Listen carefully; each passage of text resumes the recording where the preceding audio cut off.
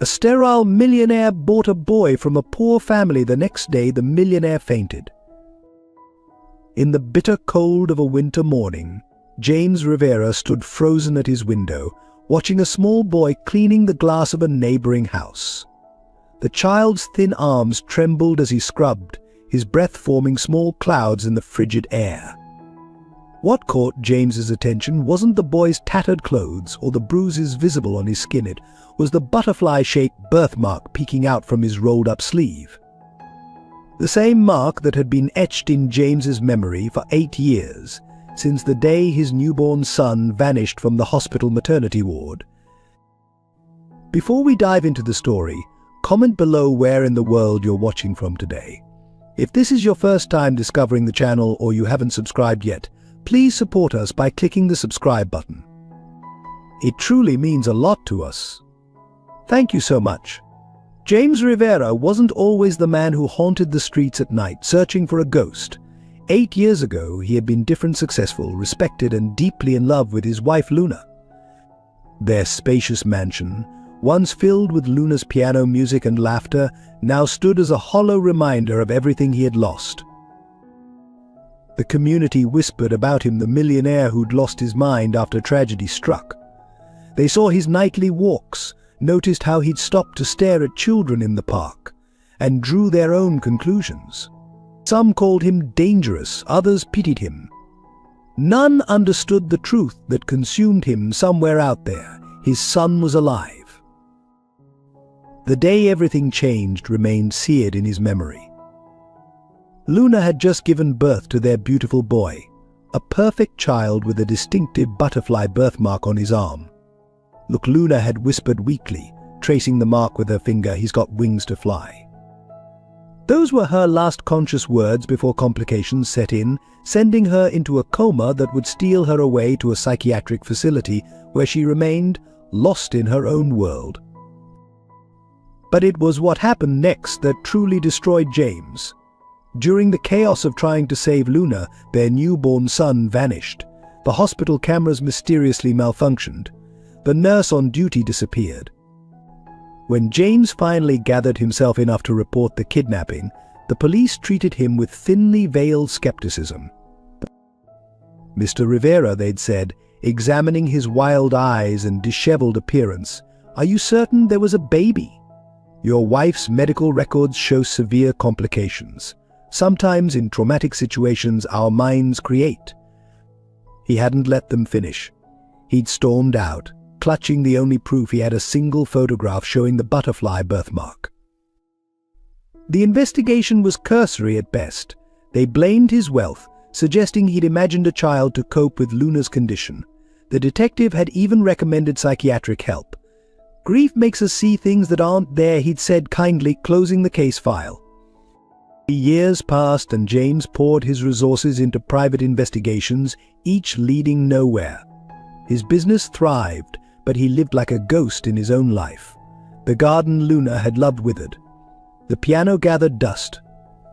His only companion was Maria, the elderly housekeeper who had known Luna since childhood and refused to leave, even as James's reputation crumbled.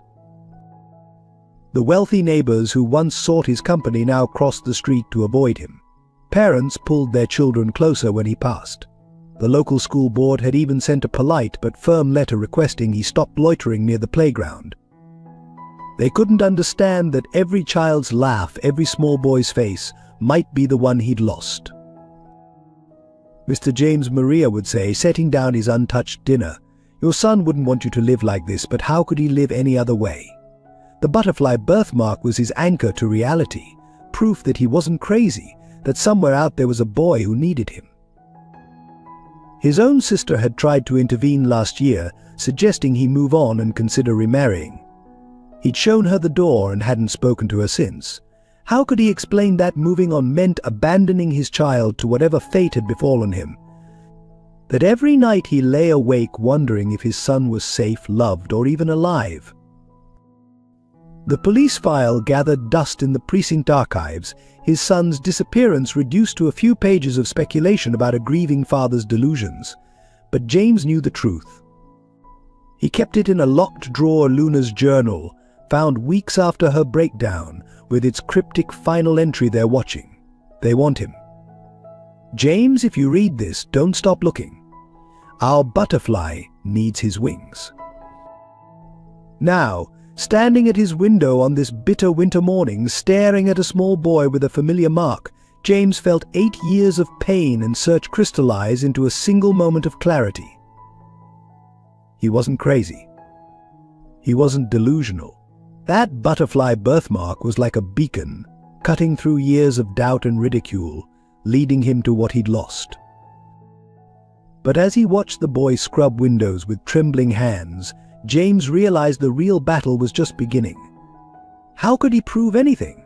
Who would believe him now after years of being dismissed as the neighborhood's tragic figure?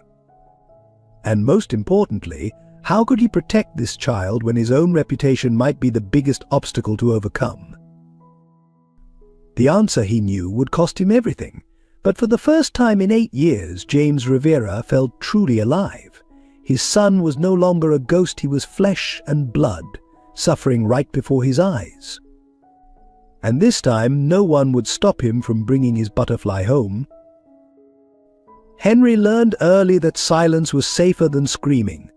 In the dim light of dawn, while Ryan and Scarlett still slept, he would slip from his threadbare mattress in the basement and begin his daily routine.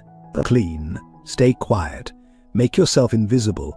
These weren't just rules, they were survival. The neighborhood knew him as that troublemaker kid, the one who supposedly stole from gardens and broke windows. Ryan and Scarlett had crafted this reputation carefully, ensuring that any bruises or marks on Henry would be dismissed as deserved punishment for a delinquent child. Nobody questioned why an 8-year-old was always cleaning, or why he wore long sleeves even in summer heat. His small hands, cracked and raw from harsh cleaning chemicals, moved mechanically across surfaces that would never be clean enough for his tormentors. The butterfly birthmark on his arm, the source of Scarlett's particular hatred, remained carefully hidden. Cover that ugly thing, she would snarl, striking him if it ever showed. It's a mark of shame.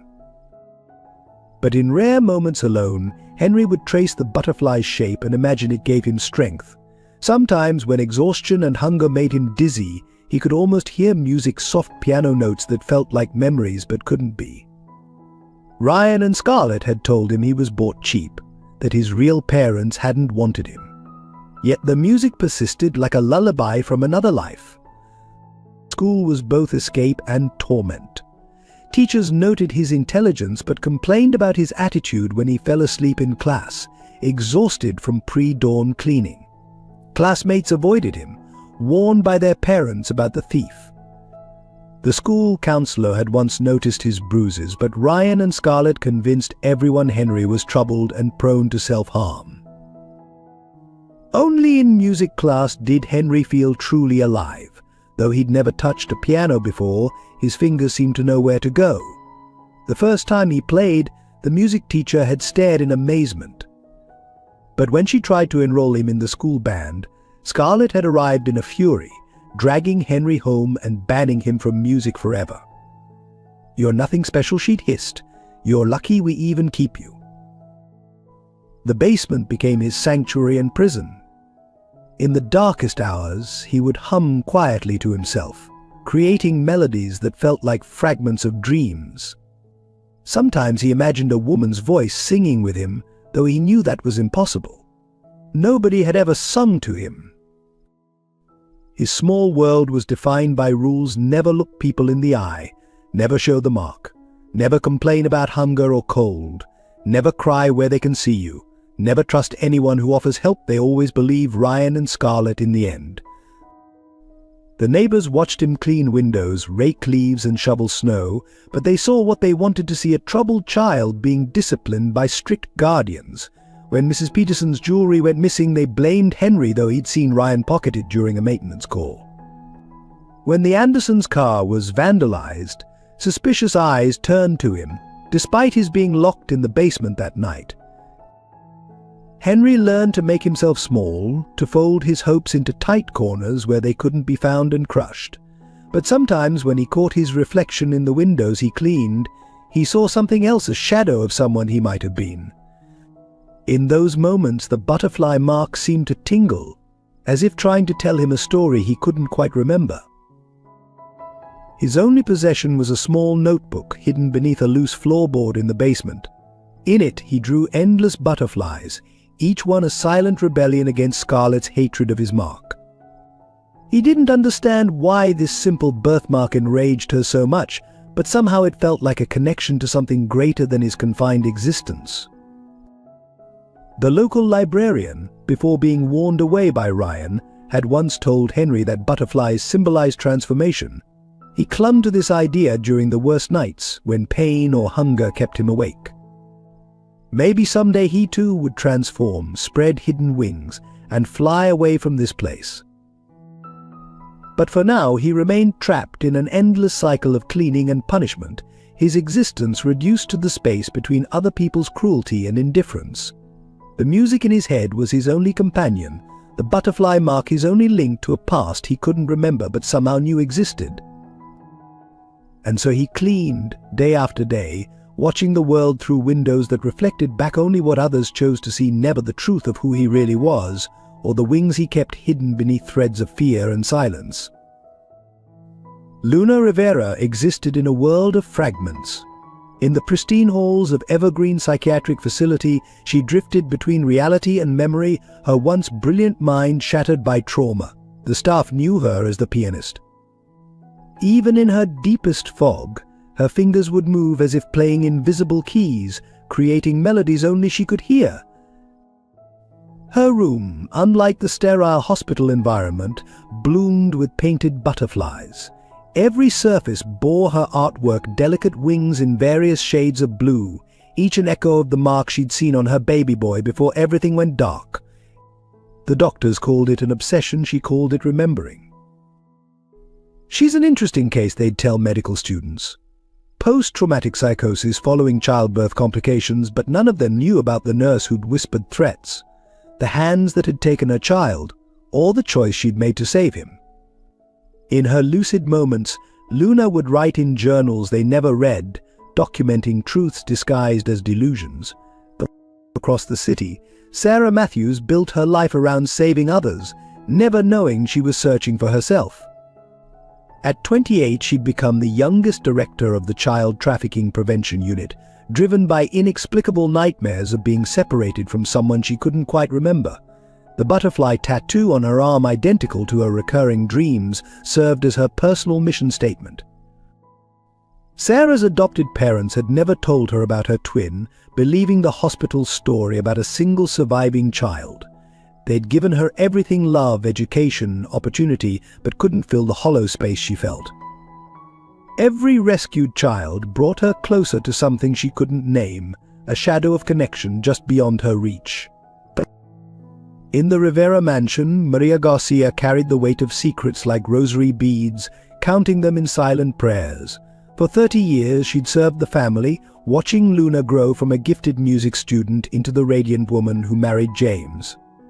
She'd been there the night everything changed, had seen what others hadn't, but fear kept her silent. The neighborhood itself held its own stories. Behind manicured lawns and elegant facades, whispers circulated about James Rivera's madness, Henry's supposed crimes, and the strange music that sometimes echoed from Luna's abandoned piano room. Even the local police department kept a special file on James, marking him as emotionally unstable but harmless. Ryan and Scarlett's house stood like a shadow at the edge of this pristine world.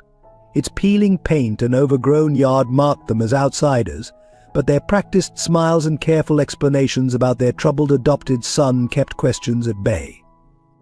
Few noticed how Scarlett flinched at the sight of butterflies, or how Ryan's eyes followed wealthy families with calculating interest.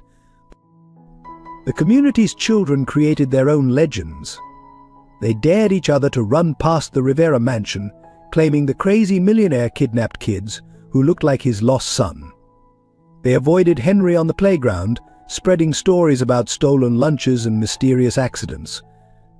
None recognized the irony of fearing the wrong people. At Evergreen, Luna's doctors noted her sudden interest in newspaper articles about missing children, projection they wrote in her file, missing the pattern she was piecing together. Her latest journal filled with coded messages about butterfly wings and broken mirrors, each page a breadcrumb trail leading to truth. Sarah's office walls displayed photos of rescued children, including one of a recent operation that had nearly broken her. Something about the boy's eyes had seemed familiar, but he'd disappeared before she could learn more. The butterfly birthmark on his arm had haunted her dreams for weeks after. Maria watched it all unfold from her quiet corner of the Rivera house, dusting Luna's piano and tending the garden that refused to die. She alone knew why Scarlett had once been a nurse at the maternity ward, why Ryan's face seemed familiar in old family photos, and why the butterfly birthmark meant so much more than anyone realized. The truth lay scattered like puzzle pieces across their lives in Luna's paintings, Sarah's cases, Maria's memories, and Henry's music.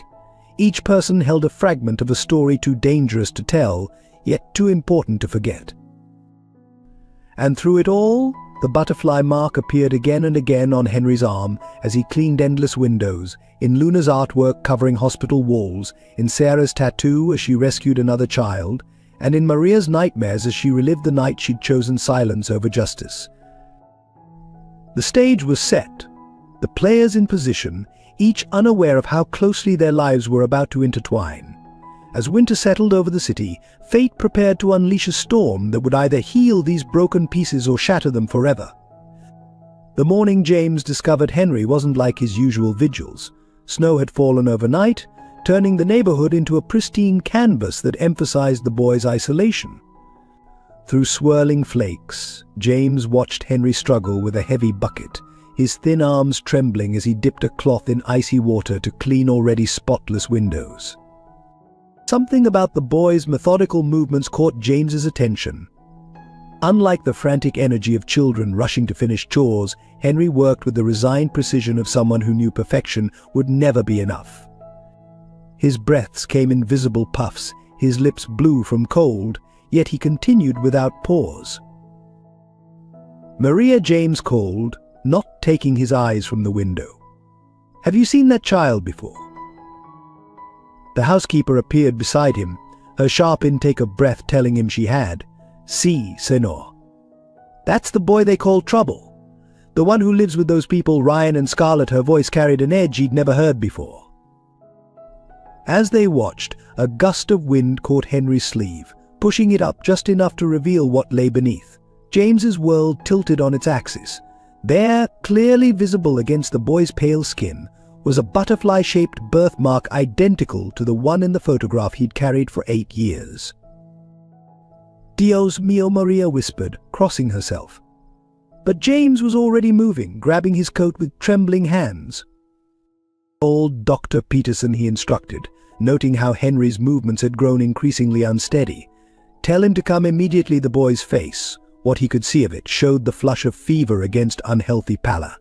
Outside, the cold hit him like a physical force.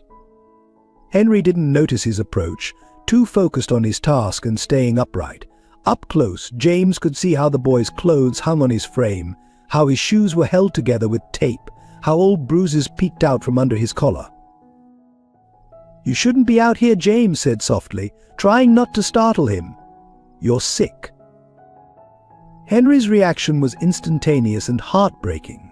He flinched violently, the cleaning cloth falling from his grip as he pressed himself against the wall. His eyes, glassy with fever, darted between James and the house behind him. "I'm sorry," he whispered, voice hoarse. "I'll clean faster. Please don't tell them I dropped the cloth." The fear in his voice made James's chest ache. Slowly telegraphing his movements, he removed his coat. "You're burning up with fever, child. Let me help you." But Henry was already shaking his head, panic rising in his eyes. "They'll be angry. I have to finish. I'm not allowed to stop." As if summoned by his words, a sharp voice cut through the snow-muffled morning. Henry Scarlett appeared on the porch, her face twisting when she saw James. What do you think you're doing with our boy?" Ryan materialized beside her, his casual stance belied by the tension in his shoulders. "Mr. Rivera, isn't it? The one who's always watching children." The implied threat in his tone was clear. James ignored them, focusing on Henry, who had begun to sway dangerously. "This child needs medical attention," he stated firmly. "He has a dangerous fever." "Our son is fine," Scarlett snapped, descending the steps. "He's just trying to get attention. Aren't you, Henry?" But Henry couldn't answer. His eyes rolled back, knees buckling as the fever finally overcame him. James lunged forward, catching him before he hit the frozen ground. The boy's skin burned against his hands, and up close, the butterfly birthmark was unmistakable. "Get your hands off him," Ryan growled, advancing. "Or we'll call the police about the neighborhood's famous child-obsessed millionaire." James stood, lifting Henry's unconscious form too easily. "Go ahead," he challenged, his voice deadly quiet. "Call them. I'm sure they'd be very interested in why an 8-year-old is cleaning windows with a dangerous fever, or why he has bruises under his clothes. Or perhaps," he added, watching their faces carefully, "they'd like to know about that distinctive birthmark." Something flickered in Scarlett's eyes: recognition, fear, calculation. She exchanged a quick look with Ryan before forcing a concerned smile. "We're only trying to protect him," she said, her tone completely transformed. "From himself, you understand. He's troubled." But James was already turning away, Henry cradled against his chest. "Dr. Peterson is on his way. You're welcome to follow us to the house, or shall I have my lawyer contact you instead?" He didn't wait for their response, focusing instead on the butterfly birthmark that had haunted his dreams for 8 years. After so long searching, his son was in his arms, burning with fever, abused and terrified, but alive. The real battle, he knew, was just beginning. Behind him, he heard Ryan's low voice call them. "Tell them it's time." He found the boy. Inside the Rivera mansion, Dr. Peterson's face grew increasingly grave as he examined Henry. The boy lay semi-conscious on Luna's old bed, his small frame dwarfed by the elegant surroundings. Each new discovery painted a darker picture: malnutrition, untreated infections, evidence of long-term abuse. "This is criminal neglect," James the doctor muttered, documenting another set of suspicious marks. "He needs hospitalization immediately." Before James could respond, police sirens pierced the morning quiet. Through the window, he watched 3 patrol cars arrive, followed by a social services vehicle. Ryan and Scarlett emerged from one car, their faces masks of concerned parenthood. "Mr. Rivera," Officer Collins called through the door, "we need you to send out the child. Now." James felt his heart freeze. He knew Collins, the same officer who dismissed his reports about his missing son years ago. "He needs medical attention," he shouted back. "Dr. Peterson is treating him." "Sir, we have reports of you forcibly removing a minor from his legal guardians. Don't make this worse for yourself." Maria appeared at James's elbow, her face tight with worry. "Senor, the neighbors are gathering. They're saying things, terrible things about you and the boy." Through the growing crowd, James spotted Mrs. Anderson gesturing animatedly to a reporter. Always knew there was something wrong with him, watching children like that. Poor Henry, he must have been so scared. The doctor cleared his throat. "James, if you don't let them in, they'll force their way through. I can testify about the boy's condition, but we need to do this legally." Henry stirred on the bed, his fever-bright eyes focusing briefly. "Please," he whispered, "don't let them take me back." His hand clutched weakly at James's sleeve, the butterfly birthmark stark against his pale skin. "Mr. Rivera, this is your final warning." James felt trapped in a nightmare. Outside, Ryan and Scarlett were playing their parts perfectly, the concerned guardians, tearfully explaining to social services about their troubled adopted son and the unstable millionaire who'd taken him. "Think about what you're doing," Dr. Peterson urged. "If you resist, you'll lose any chance of helping him legally." The door shuddered under heavy knocks. Henry's grip tightened fractionally, tears slipping from his closed eyes. "They'll hurt me worse now," he breathed, so quietly James almost missed it. Maria suddenly straightened, decision flashing across her face. "The music room," she said urgently. "Take him there. I'll handle this." Before James could question her, she was moving, her usual quiet efficiency transformed into dramatic hysteria. She flung open the door, wailing in Spanish, effectively blocking the entrance while creating confusion. James didn't waste the opportunity. He scooped up Henry, who weighed no more than a shadow, and slipped through the hidden door that connected to Luna's music room. The space had remained untouched since her breakdown, sheet music still scattered across the piano. Through the wall, he heard Maria's performance reaching new heights. "Ay, Dios mío, the poor senior, he is not well today. The memories of his lost son, you understand. But there is no boy here, search if you must." Henry's breathing had grown more labored, his skin radiating dangerous heat. James laid him gently on the piano bench, surrounded by Luna's last compositions, all pieces about butterflies and lost wings. "Stay with me, son," he whispered, pressing a cool cloth to Henry's forehead. "I won't let them hurt you again." The boy's eyes fluttered open, focusing hazily on the piano. His hand reached out, trembling fingers brushing the keys in a sequence that made James's heart stop. It was Luna's lullaby, the one she'd composed while pregnant, that she'd hummed in the hospital before everything went wrong. Outside, the search was underway. Footsteps thundered through the house, doors banging open and closed. James could hear Ryan's voice, dripping with false concern, his clearly delusional officer, projecting his lost son onto our Henry. Dr. Peterson's authoritative tones cut through the chaos. "I must insist on accompanying any search. The boy needs immediate medical attention, regardless of custody issues." Henry's fingers continued their ghost dance across the keys, barely touching them, yet the melody was unmistakable. His fever-glazed eyes held a spark of something: recognition, memory, or delirium. James couldn't tell. "How do you know that song?" James whispered. But Henry was fading again, his hand dropping limply. The butterfly birthmark seemed to pulse in the dim light, a silent testimony to truths yet unrevealed. The footsteps were getting closer. Soon they would think to check the music room. James gathered his son close, feeling the heat of fever through thin clothes, and made a decision that would change everything. "Maria," he called softly, knowing she would hear. "Plan B." Through the wall, he heard her quiet response: "Si, Señor, God forgive us all." The crisis exploded without warning. One moment, Henry was being rushed through hospital doors. The next, his body convulsed violently on the gurney, his fever reaching catastrophic levels. James watched in horror as his son's small frame arched off the bed, medical teams swarming around him like a choreographed nightmare. Temperature 105.8.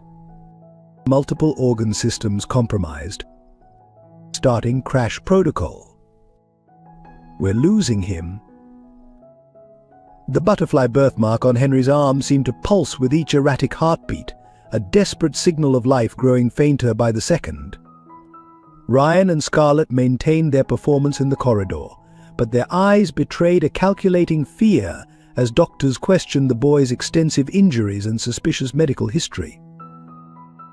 "Sir, you need to step back," a nurse urged James, but he couldn't move. 8 years of searching, only to watch his son slip away again. The universe couldn't be that cruel. Henry's eyes fluttered open briefly, fever-glazed but suddenly lucid. "The piano," he whispered, his voice barely audible. "Mom used to play. Butterflies dancing," then his eyes rolled back, body going rigid as alarms screamed to life. "Code Blue. Pediatric Code Blue." The words hit James like physical blows. Through the chaos, he heard Scarlett's sharp intake of breath. She clutched Ryan's arm, her careful facade cracking. He remembers she hissed. How can he remember her? The medical team worked frantically, their movements precise despite the urgency. Each compression on Henry's chest felt like it was breaking something in James's soul. The boy's skin had taken on a bluish tinge, his lips colorless, the butterfly birthmark standing out in stark relief against his pallid arm. "Come on, butterfly," James whispered, echoing Luna's words from 8 years ago. "Fight, please fight." Dr. Peterson arrived, taking in the scene with professional gravity. Full history, now he demanded of Ryan and Scarlett. Every detail matters. But Scarlett's composure was crumbling. We got him when he was small, she stumbled. The papers. There was a fire. Lying won't help him now, Dr. Peterson cut in sharply. This level of systemic infection suggests prolonged neglect. His blood work shows malnutrition. His X-rays reveal old fractures. Start telling the truth or I'm calling the police. Ryan's face darkened. You can't prove anything. We are his legal guardians.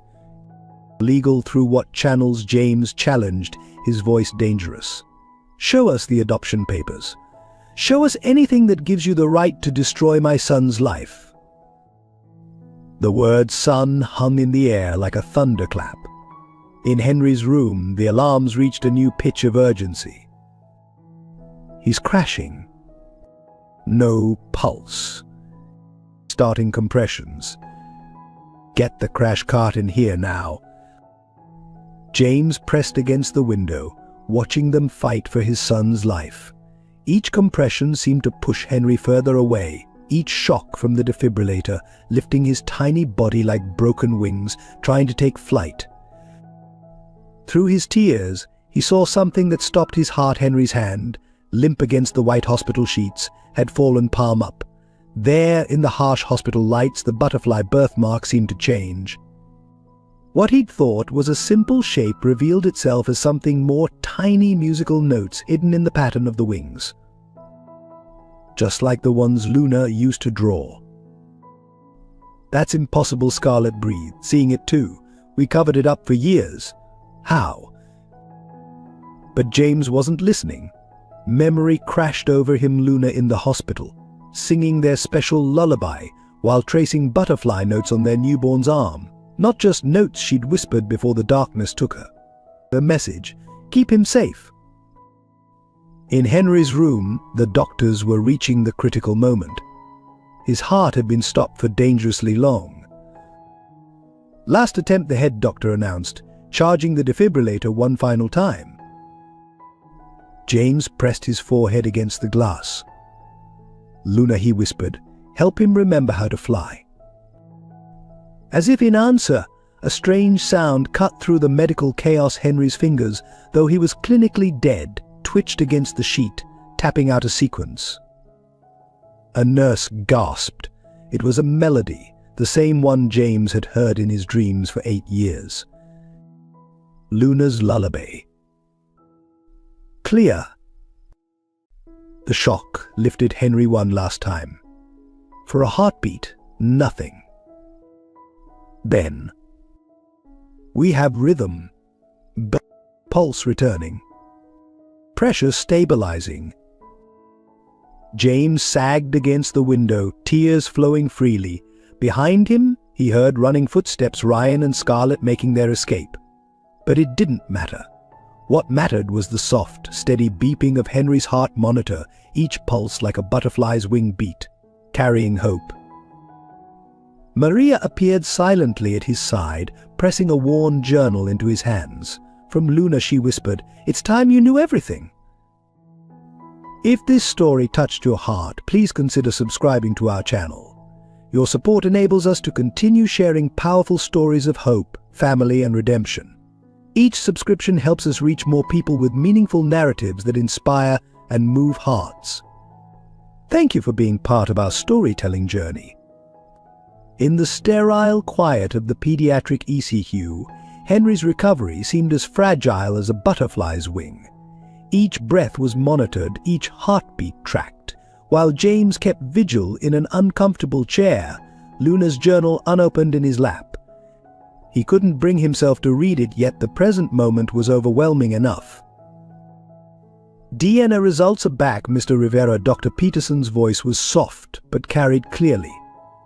The doctor closed the door behind him, his expression unreadable as he held out a sealed envelope. You might want to sit down for this. James's hands trembled as he took the envelope. 8 years of searching, of being called delusional, of empty leads and crushed hopes, all coming down to this moment. Whatever it says, he managed. I'm not leaving him. Open it, Dr. Peterson encouraged gently. Henry needs to know who he is. The paper crackled as James broke the seal. His eyes scanned the medical jargon until they found what mattered: probability of paternity 99.999999%. The world seemed to tilt on its axis. Scientific confirmation of what his heart had known since seeing that butterfly birthmark. Henry was his son. His lost butterfly had finally come home. There's more, Dr. Peterson added, his tone careful. We found something unusual in the genetic markers. They suggest the presence of an identical twin. James looked up sharply. Luna always said there were 2 heartbeats. The doctors dismissed her as confused from the complications, but she insisted. A small sound from the bed interrupted them. Henry's eyes fluttered open, clearer now that the fever had broken. His gaze found James immediately, a mixture of hope and fear in their depths. You're still here, he whispered, voice rough from the breathing tube they'd recently removed. James moved to the bedside, gently taking Henry's hand, the one with the butterfly birthmark. I'll always be here. Son, the word felt both foreign and perfectly natural on his tongue. I have something to tell you, if you're strong enough to hear it. Henry's fingers tightened slightly around his. About the butterfly? Scarlett always said it was ugly, but he hesitated, then continued in a rush. Sometimes I dream about someone drawing it, making it out of music notes. But that's crazy, right? James felt tears prick his eyes. No, butterfly, that's not crazy at all. Your mother, your real mother, she used to compose music.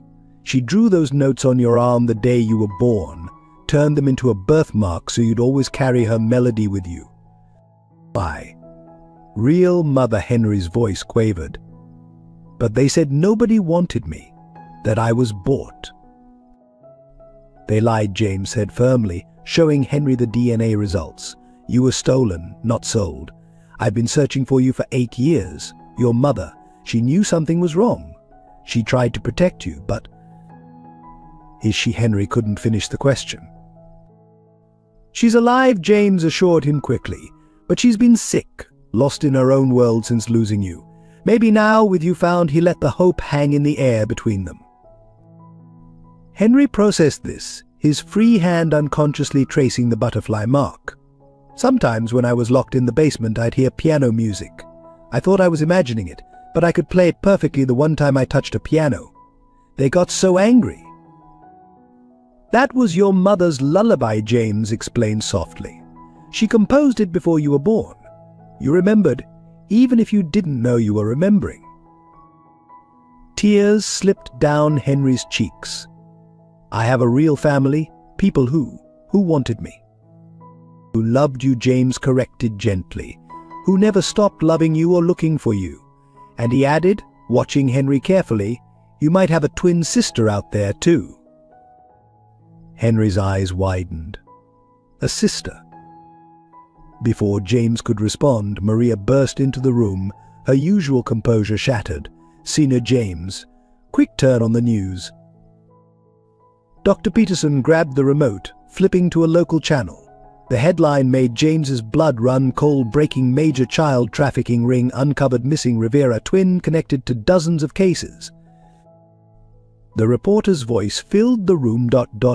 Led by Sarah Matthews, director of the Child Trafficking Prevention Unit, the investigation has revealed a systematic network of infant trafficking dating back 8 years. Matthews herself has just discovered she may be one of the victims. The camera cut to a familiar face, a young woman with James's eyes and Luna's determination, speaking at a press conference. And there, visible on her arm as she gestured, was a butterfly birthmark identical to Henry's. "That's Henry," whispered, gripping James's hand tighter. "Your sister," James confirmed, watching his daughter speak on screen. "She's been fighting to find you all along, without even knowing it." In his pocket, Luna's journal seemed to pulse with untold secrets. The truth was finally emerging, like a butterfly breaking free of its chrysalis. The hospital corridor became a battleground of lawyers, social workers, and police investigators. News of the trafficking ring had exploded across media channels, turning Henry's quiet recovery room into the epicenter of a storm. James stood like a shield between his son and the chaos, while Sarah's investigation sent shockwaves through the community. "We need to question the boy," Detective Marshall insisted, not for the first time. "He's key to understanding how deep this goes." "He's recovering from near death," James countered. "And his name is Henry." The social worker, MS. Chen, intervened diplomatically. "Perhaps we could compromise." Brief questions with both his father and a child psychologist present. The word father still sent ripples of emotion through James. After 8 years of being dismissed as delusional, the DNA results had transformed him from neighborhood pariah to sympathetic figure overnight. The same neighbors who'd whispered about his obsession now left cards and flowers, their guilt wrapped in cellophane and ribbons. "There's something you need to see first," Maria announced, entering with Luna's journal and a stack of old hospital records. Her hands trembled slightly as she laid them out. "I should have shown these years ago, but they threatened Luna." The detective's eyes sharpened. "They threatened your wife, Mr. Rivera?" Ex-nurse Scarlett visited Luna regularly at Evergreen, Maria explained, her voice heavy with old fear. She would whisper things, terrible things. Luna's episodes always got worse after these visits. James felt ice in his veins. They were keeping her unstable on purpose. Maria nodded, opening Luna's journal to a marked page. The handwriting was erratic, but clear. "They take the babies when mothers can't fight back. Make her seem crazy. But I remember 2 butterflies, 2 songs. My twins carry the melody." The social worker gasped softly. "The birthmarks aren't random."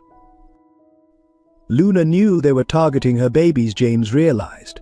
She encoded their music into birthmarks so they could be identified. But why didn't she tell me? Because of this, Maria pulled out an old threat letter. They said they would kill the children if she spoke up, so she left clues instead in her art, her music, even on their skin. A commotion outside interrupted them. Sarah Matthews had arrived, her presence electric. She paused in the doorway, seeing Henry asleep in his hospital bed. The matching butterfly birthmarks hers, and his seemed to pulse in recognition. "I've been hunting these people for years," she said softly, never knowing I was looking for my own story. "We've identified 47 cases so far, all following the same pattern." Detective Marshall flipped through his notes. Targeting mothers with difficult pregnancies or mental health challenges, making them seem unstable so their claims wouldn't be believed. But why the elaborate system with the birthmarks? Because Luna wasn't their first victim, Sarah explained. She was the first one who fought back. After her, they changed their methods. No more twins, no more distinctive markings. She touched her own butterfly absently. "We were their last mistake." A lawyer from the district attorney's office arrived, carrying more files.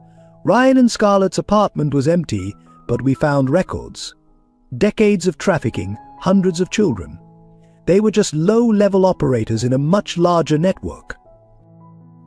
"And the network is still active," Sarah added grimly. "We've tracked similar cases across 5 states. Each time, vulnerable mothers, discredited claims, children sold to the highest bidder." Henry stirred in his sleep, whimpering. James moved instantly to his side, humming Luna's lullaby. The boy settled, his fingers finding his father's hand. The custody hearing is tomorrow, Ms. Chen reminded them gently. Given the circumstances.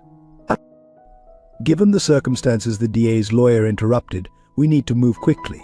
They'll try to silence him, just like they did with Luna.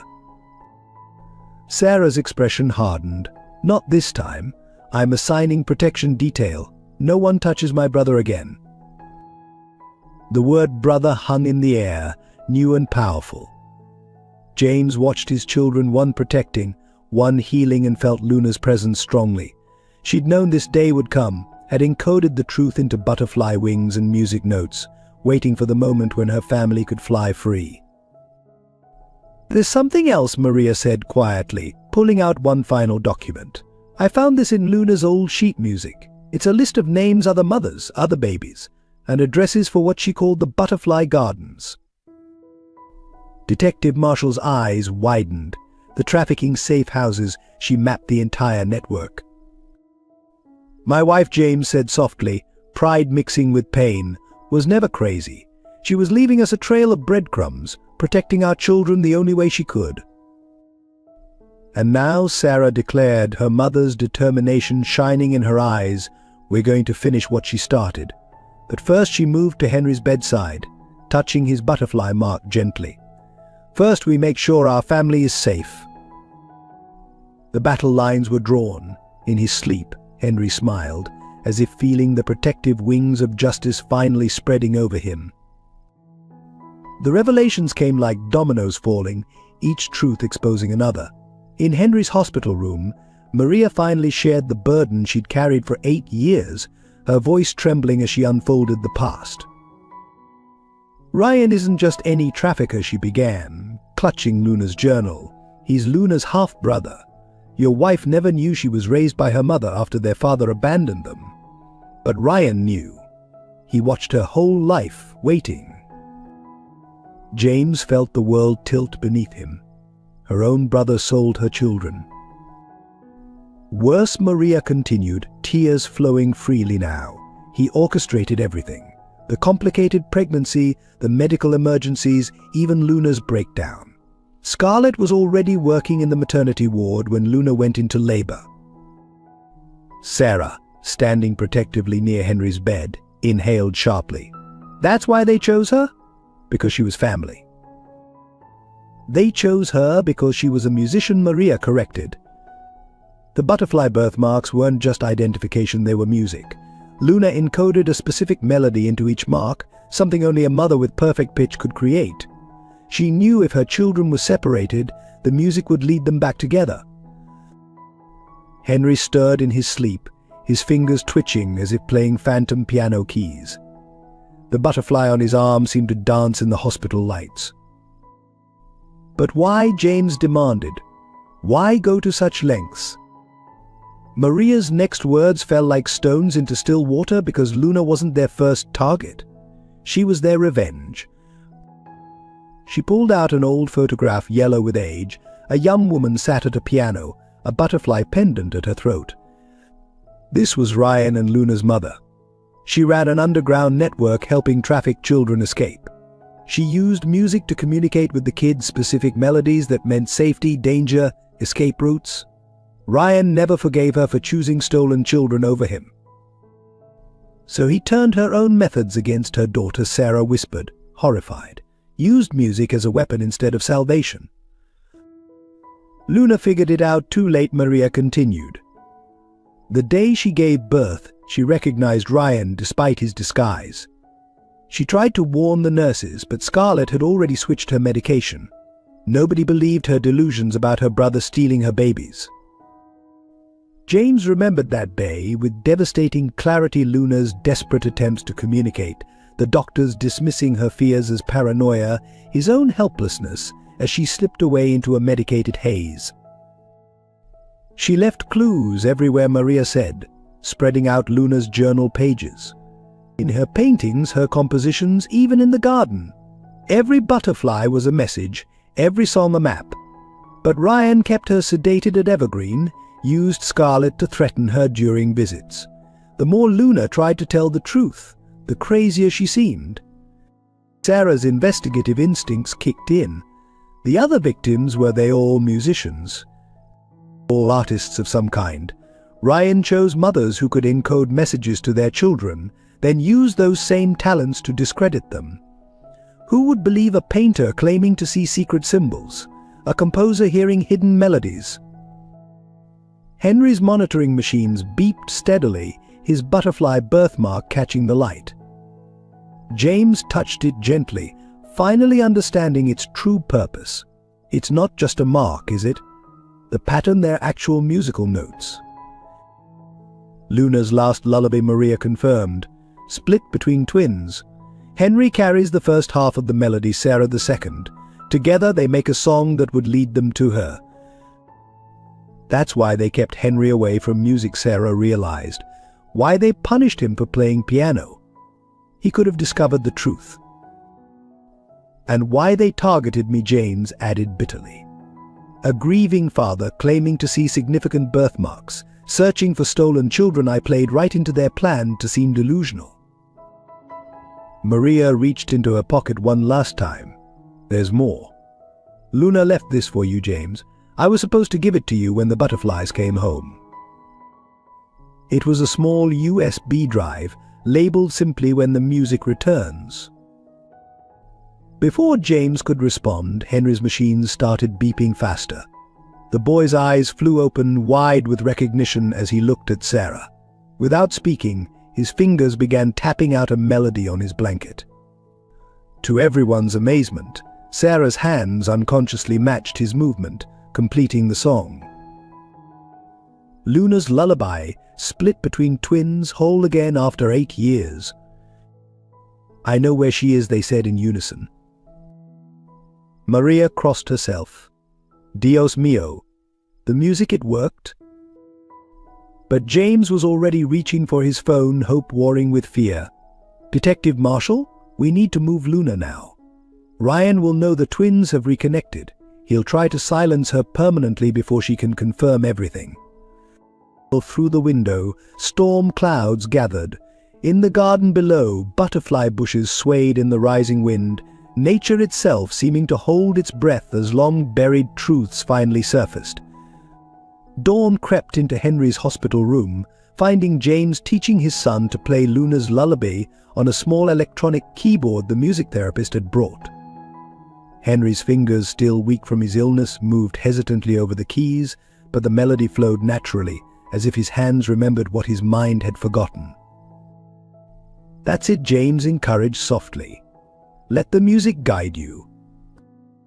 Sarah watched from the doorway, her investigators for softening, as she observed this quiet moment of healing. The matching butterflies on their arms seemed to pulse with each note, a visual harmony to match the audible one. I used to hear this in my dreams, Henry admitted, his voice stronger now after a week of proper care. But Ryan and Scarlett said I was making it up. They said he faltered, years of conditioning making him hesitate. What did they say? Butterfly James prompted gently, using Luna's old endearment. Henry's fingers stilled on the keys. They said I made up the music because I was broken, that nobody would want a broken child who lived in fantasies. Sarah moved into the room then, sitting beside her brother. You know what I think, she said, taking his hand. I think they were scared of the music, because it was proof they couldn't break you. No matter what they did, they couldn't erase who you really are. And who am I? Henry whispered, looking between his newfound father and sister with a mixture of hope and fear. You're Henry Rivera, James stated firmly. Son of Luna, the composer who loved you so much she wrote her heart into your skin. Brother of Sarah, who fought for children like you even before she knew she was fighting for family. And my son, who I never stopped searching for. Tears slipped down Henry's cheeks, but he didn't wipe them away. After years of hiding his emotions, he was learning that some tears were healing. Play with me, he asked Sarah hesitantly, scooting over on the bench. She smiled, positioning her hands on the keys. As they played Luna's lullaby together, each twin carrying their part of the melody, the room seemed to fill with something more than music. It was as if every note helped rebuild the bridges Ryan and Scarlett had tried to burn. Maria appeared with breakfast, her eyes glistening as she watched the scene. "Just like your madre," she said softly. "She used to say music builds stronger bridges than words ever could." Henry looked up sharply. "Tell me about her, please. They never let me ask about my real mother." James and Sarah exchanged glances. They'd been careful not to overwhelm Henry with too much information about Luna, letting him set the pace for discoveries. But his direct request felt like another small victory. "Your mother," James began, pulling out an old photo from his wallet, "was the most brilliant musician I've ever known. She could hear melodies in everything: raindrops, butterfly wings, even heartbeats." "When she was pregnant with you both," Maria added, setting down her tray to join them, "she would compose different pieces based on your movements. She said you danced together inside her, creating music only she could hear." Henry traced Luna's face in the photograph. "She's beautiful," he whispered. "She looks kind." "She is beautiful," Sarah corrected gently. "And she's fighting her way back to us, just like you fought to survive." The revelation that Luna was alive, but trapped in her own mental prison, had been difficult for Henry to process. But each day, as his strength returned, his questions became bolder. "Do you think," he started, then stopped, gathering courage. "Do you think she'll want me, even after everything?" James felt his heart crack. "Henry, look at me," he waited until his son's eyes met his. "Your mother encoded music into your skin, knowing it might be the only way to find you again. She chose to stay in that hospital, enduring Ryan's threats and Scarlett's torments, because leaving might have meant losing the chance to guide you home. Everything she did, every song she wrote, every butterfly she drew, it was all for you and Sarah." "But I'm not. I don't know how to be a proper son. I only know how to clean and stay quiet, and—" Sarah interrupted him by playing the first notes of Luna's lullaby. "Hear how naturally you knew this melody. That's because being her son isn't something you have to learn. It's who you are, who you've always been, even when you had to hide it." Henry's fingers joined hers on the keys, completing the harmony. As the twins played together, James noticed something extraordinary. Their butterfly birthmarks, when caught in the morning light at just the right angle, created a subtle reflection. Combined, the reflections formed a perfect image of Luna's butterfly pendant from the old photograph. "Maria," he breathed, "look." The housekeeper crossed herself. "La mariposa del amor, the butterfly of love. Luna said it would appear when her children found their way home." Henry and Sarah were too absorbed in their music to notice the adult's reaction, but James felt hope surge through him. Luna had known somehow, she had known this day would come. She'd left them not just clues, but beacons of hope, wrapped in melodies and hidden in butterfly wings. As the sun rose higher, its rays catching the twins' matching marks, Henry's playing grew more confident. The boy who had been punished for showing any hint of talent now sat straight backed at the keyboard, letting music flow through him like a river breaking through a dam. "Dad," he said suddenly, the word still new on his tongue but growing more natural each time. "When I'm stronger, could we visit Mom?" James wrapped an arm around his son's thin shoulders, including Sarah in his embrace. "As soon as you're ready, butterfly, we'll help her find her way back to us, just like we found our way back to each other." In that moment, as morning light painted butterfly shadows on the hospital wall, the broken pieces of the Rivera family began to heal, not despite their scars, but because of them. Each crack filled with gold, like the Japanese art of kintsugi, making them stronger and more beautiful for having been broken. As Henry grew stronger, Sarah's investigation into the trafficking network revealed darker truths. In her temporary office at the hospital, walls covered with photos and documents, she briefed James on their latest discoveries while keeping one eye on the security feed from Henry's room. It wasn't just Ryan and Scarlett, she explained, pinning up another photo. They were part of something called the Butterfly Garden, a network specializing in stealing infants from mothers they could discredit. James studied the complex web of connections, all musicians or artists. Creative types who could be easily painted as unstable, Sarah confirmed grimly. They targeted women who encoded messages into art, music, or writing mothers trying to leave breadcrumbs for their stolen children. Then they used those same creative expressions as evidence of mental illness. She pulled out a stack of medical records. Look at the pattern. A composer claims her baby's birthmark contains a hidden melody, paranoid delusions. A painter insists her child's distinctive mark matches a symbol in her art. Visual hallucinations. A writer leaves coded messages in children's stories, dissociative episodes. Like Luna's butterfly music, James murmured. They used her own love against her. But she outsmarted them, Sarah said, a fierce pride in her voice. She knew they'd use her music to discredit her, so she hid her real messages in plain sight. The butterfly birthmarks weren't just identification, they were a key to something bigger. She played a recording from her phone, Luna's lullaby, the same melody the twins had reconstructed. Listen to the mathematical pattern in the notes. It's not just music, it's coordinates. James leaned forward, realization dawning. Coordinates to what?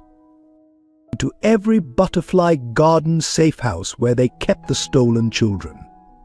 Mom encoded the entire trafficking network into our skin, knowing someday we'd be able to decode it. Sarah's voice cracked slightly. She sacrificed her freedom to give us the tools to bring them down. A soft knock interrupted them. Maria entered, carrying Luna's old journal and a fresh pot of coffee. There's something else you need to see, she said, opening the journal to a marked page. Luna didn't just leave musical clues. She left us a warning. The page contained a series of butterfly drawings, each slightly different. But when Sarah overlaid them with her trafficking network map, they aligned perfectly. Dios mio, Maria whispered. She mapped their entire operation, disguised as art therapy drawings. And Ryan never suspected, James added, because he thought she was too medicated to be coherent. Sarah's phone buzzed an alert from her team. They found another safe house, she reported, scanning the message. 3 more survivors identified, all with distinctive markings. And she paused, color draining from her face. What is it? James demanded. They found records. Videos. Ryan didn't just traffic children, he documented everything. Called it his butterfly collection. He recorded the mother's breakdowns the moment each child was taken. She couldn't continue. James felt sick. He recorded Luna. Sarah nodded mutely, handling him a still from the footage. It showed Luna in the hospital, desperately trying to tell someone about the butterfly marks, while doctors dismissed her as delusional. Ryan could be seen in the background, watching with a slight smile. Her own brother Maria spat. Watching her suffer, treating it like some twisted art project. But why? James asked. Why go to such elaborate lengths? Sarah pulled out one final document, an old newspaper clipping about their grandmother, the original butterfly rescuer. Because Mom wasn't the first musician in the family to use melodies as messages, Grandmother created an underground railroad for trafficked children, using music to guide them to safety. Ryan never forgave her for choosing other children over him. This was his revenge, turning her own methods into a weapon against her daughter. A commotion from the security feed caught their attention. Henry was having a nightmare, thrashing in his hospital bed. James moved to go to him, but Sarah caught his arm. Wait, she said softly. Watch. On screen, Henry's fingers began moving in his sleep, playing Luna's lullaby on imaginary keys. Almost immediately, his distress eased. The music protects him, Maria observed. Even in sleep, he remembers. Not just protects, Sarah corrected. It's connecting him to Luna. Every time the twins play that lullaby, Mom becomes more lucid at Evergreen. The doctors can't explain it, but music builds bridges, words cannot. James quoted Luna's favorite saying. She's finding her way back through their melody.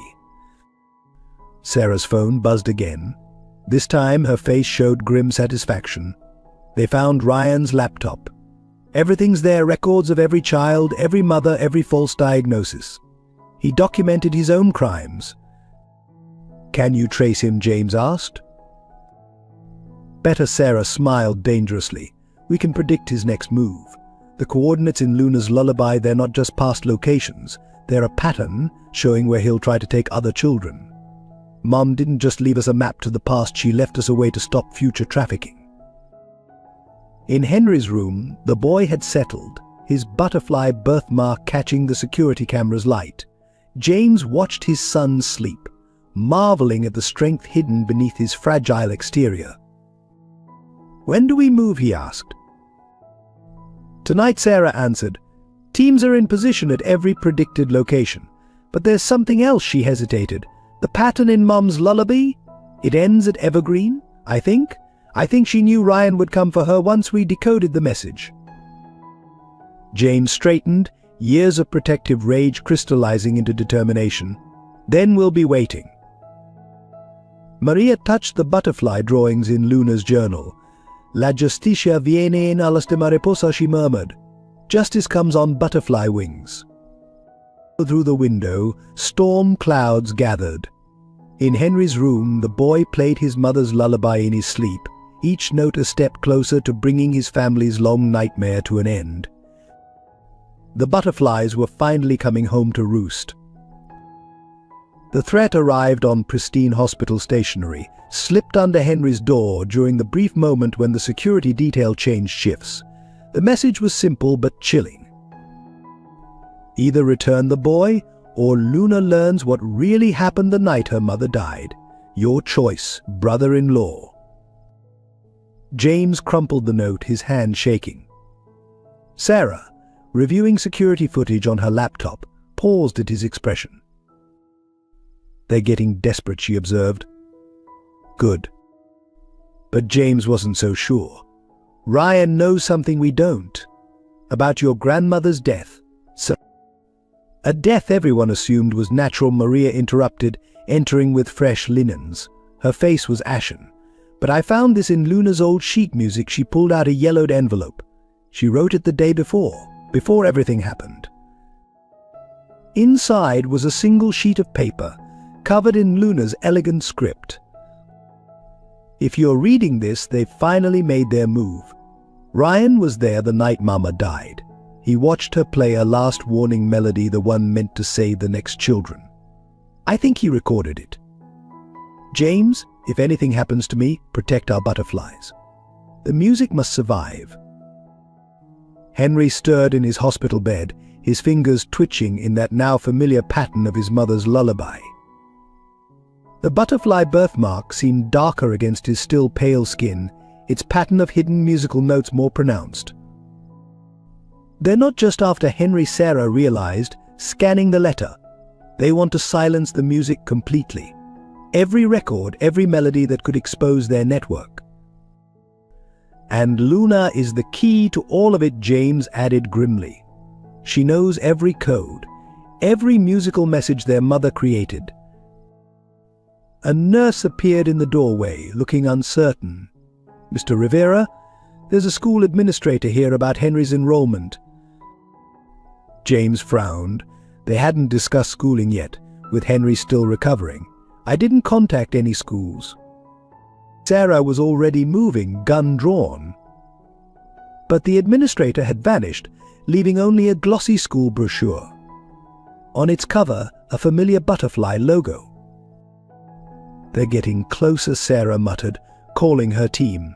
"And bolder." Henry woke fully then, his eyes immediately finding the brochure. Fear flashed across his face. "That's their symbol, the one from the basement door." James and Sarah exchanged sharp looks. What basement door? Butterfly. Henry's hands twisted in the sheets, where they kept the other kids. "Sometimes at night I'd hear crying. Ryan said it was just the wind, but he trailed off, trembling." Sarah sat beside him, taking his hand. "Henry, this is important. Can you remember anything about those kids? Any details at all?" The boy closed his eyes, concentrating. They all had marks, like mine, different patterns, but always hidden, and sometimes late at night I'd hear music, like they were all trying to play the same song but couldn't quite remember it. Other survivors, Sarah breathed. Still out there, still carrying their mother's messages. A commotion erupted in the hallway.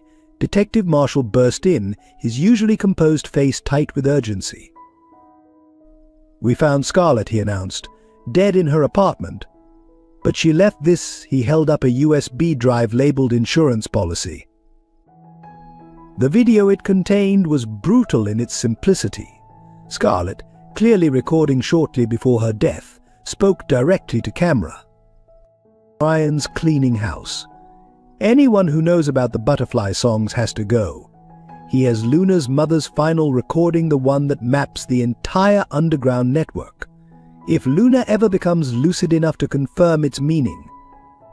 She glanced over her shoulder nervously. He'll kill her, James. And then he'll come for the twins. The music has to die with them.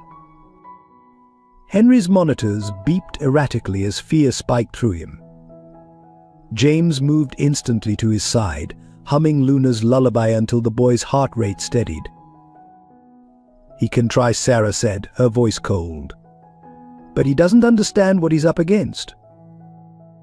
She pulled out her phone, showing them a pattern analysis of Luna's lullaby. Mom didn't just hide coordinates in the music. She hid a warning. These notes, when played together by twins, she looked at Henry. "Want to help me demonstrate, little brother?" Henry nodded hesitantly, accepting the small keyboard James handed him. As the twins played, something extraordinary happened. The combined melody, when run through Sarah's analysis program, revealed a hidden message. The butterfly rises twice. Death brings rebirth. Music remembers. It's not just a song, Maria whispered. It's a prophecy. Detective Marshall's phone buzzed. His face darkened as he read the message. Another nurse at Evergreen was just found dead. And Luna's gone. James felt his heart stop. Gone. Taken, Marshall corrected. But she left this. He held up a piece of paper covered in butterfly drawings. In the center, musical notes formed a pattern identical to the twins' birthmarks. She knew, Sarah realized. She knew he'd come for her once we decoded the lullaby. She wanted him to. Henry's fingers moved over the keyboard, playing a slight variation of their mother's melody. Sarah joined him, their birthmarks seeming to pulse in sync. "Listen," Henry whispered. "Really listen." The new pattern was subtle but clear, a perfect map to their mother's location. "She's leading us to her," James breathed. All this time, every clue, every encoded message, it was never just about finding the children. It was about ending this once and for all. "But it's a trap," Marshall warned. "Ryan wants you to follow." Sarah checked her weapon, her face set with determination. "No," she corrected. "It's not his trap. It's Luna's. She's finally strong enough to face him, and she needs her butterflies to come home." Henry sat straighter in his bed, years of enforced weakness falling away as music and memory flooded back. "When do we go?" James looked at his children, one forged in justice, one tempered by suffering, both carrying their mother's strength in their skin and her music in their souls. "We go tonight," he decided. "It's time to let the butterflies fly free." Outside, storm clouds gathered. The final movement of Luna's symphony was about to begin. The old theater loomed against the stormy sky, its once grand facade now crumbling. The butterfly carvings above the entrance seemed to move in the lightning flashes, their stone wings casting ominous shadows. "Mum's first concert was here," Sarah whispered, checking her weapon, "before Ryan destroyed everything." Henry insisted on coming despite his weakness, leaned against James for support. His fingers traced the piano key pattern carved into the ancient doors. "She's here. I can feel it." Inside, dust-covered instruments littered the stage. A single spotlight illuminated a grand piano, its lid decorated with familiar butterfly motifs. And there, sitting perfectly still at the keys, was Luna. "Welcome home, my butterfly," she said softly, not turning around. Her fingers hovered over the keys, trembling slightly.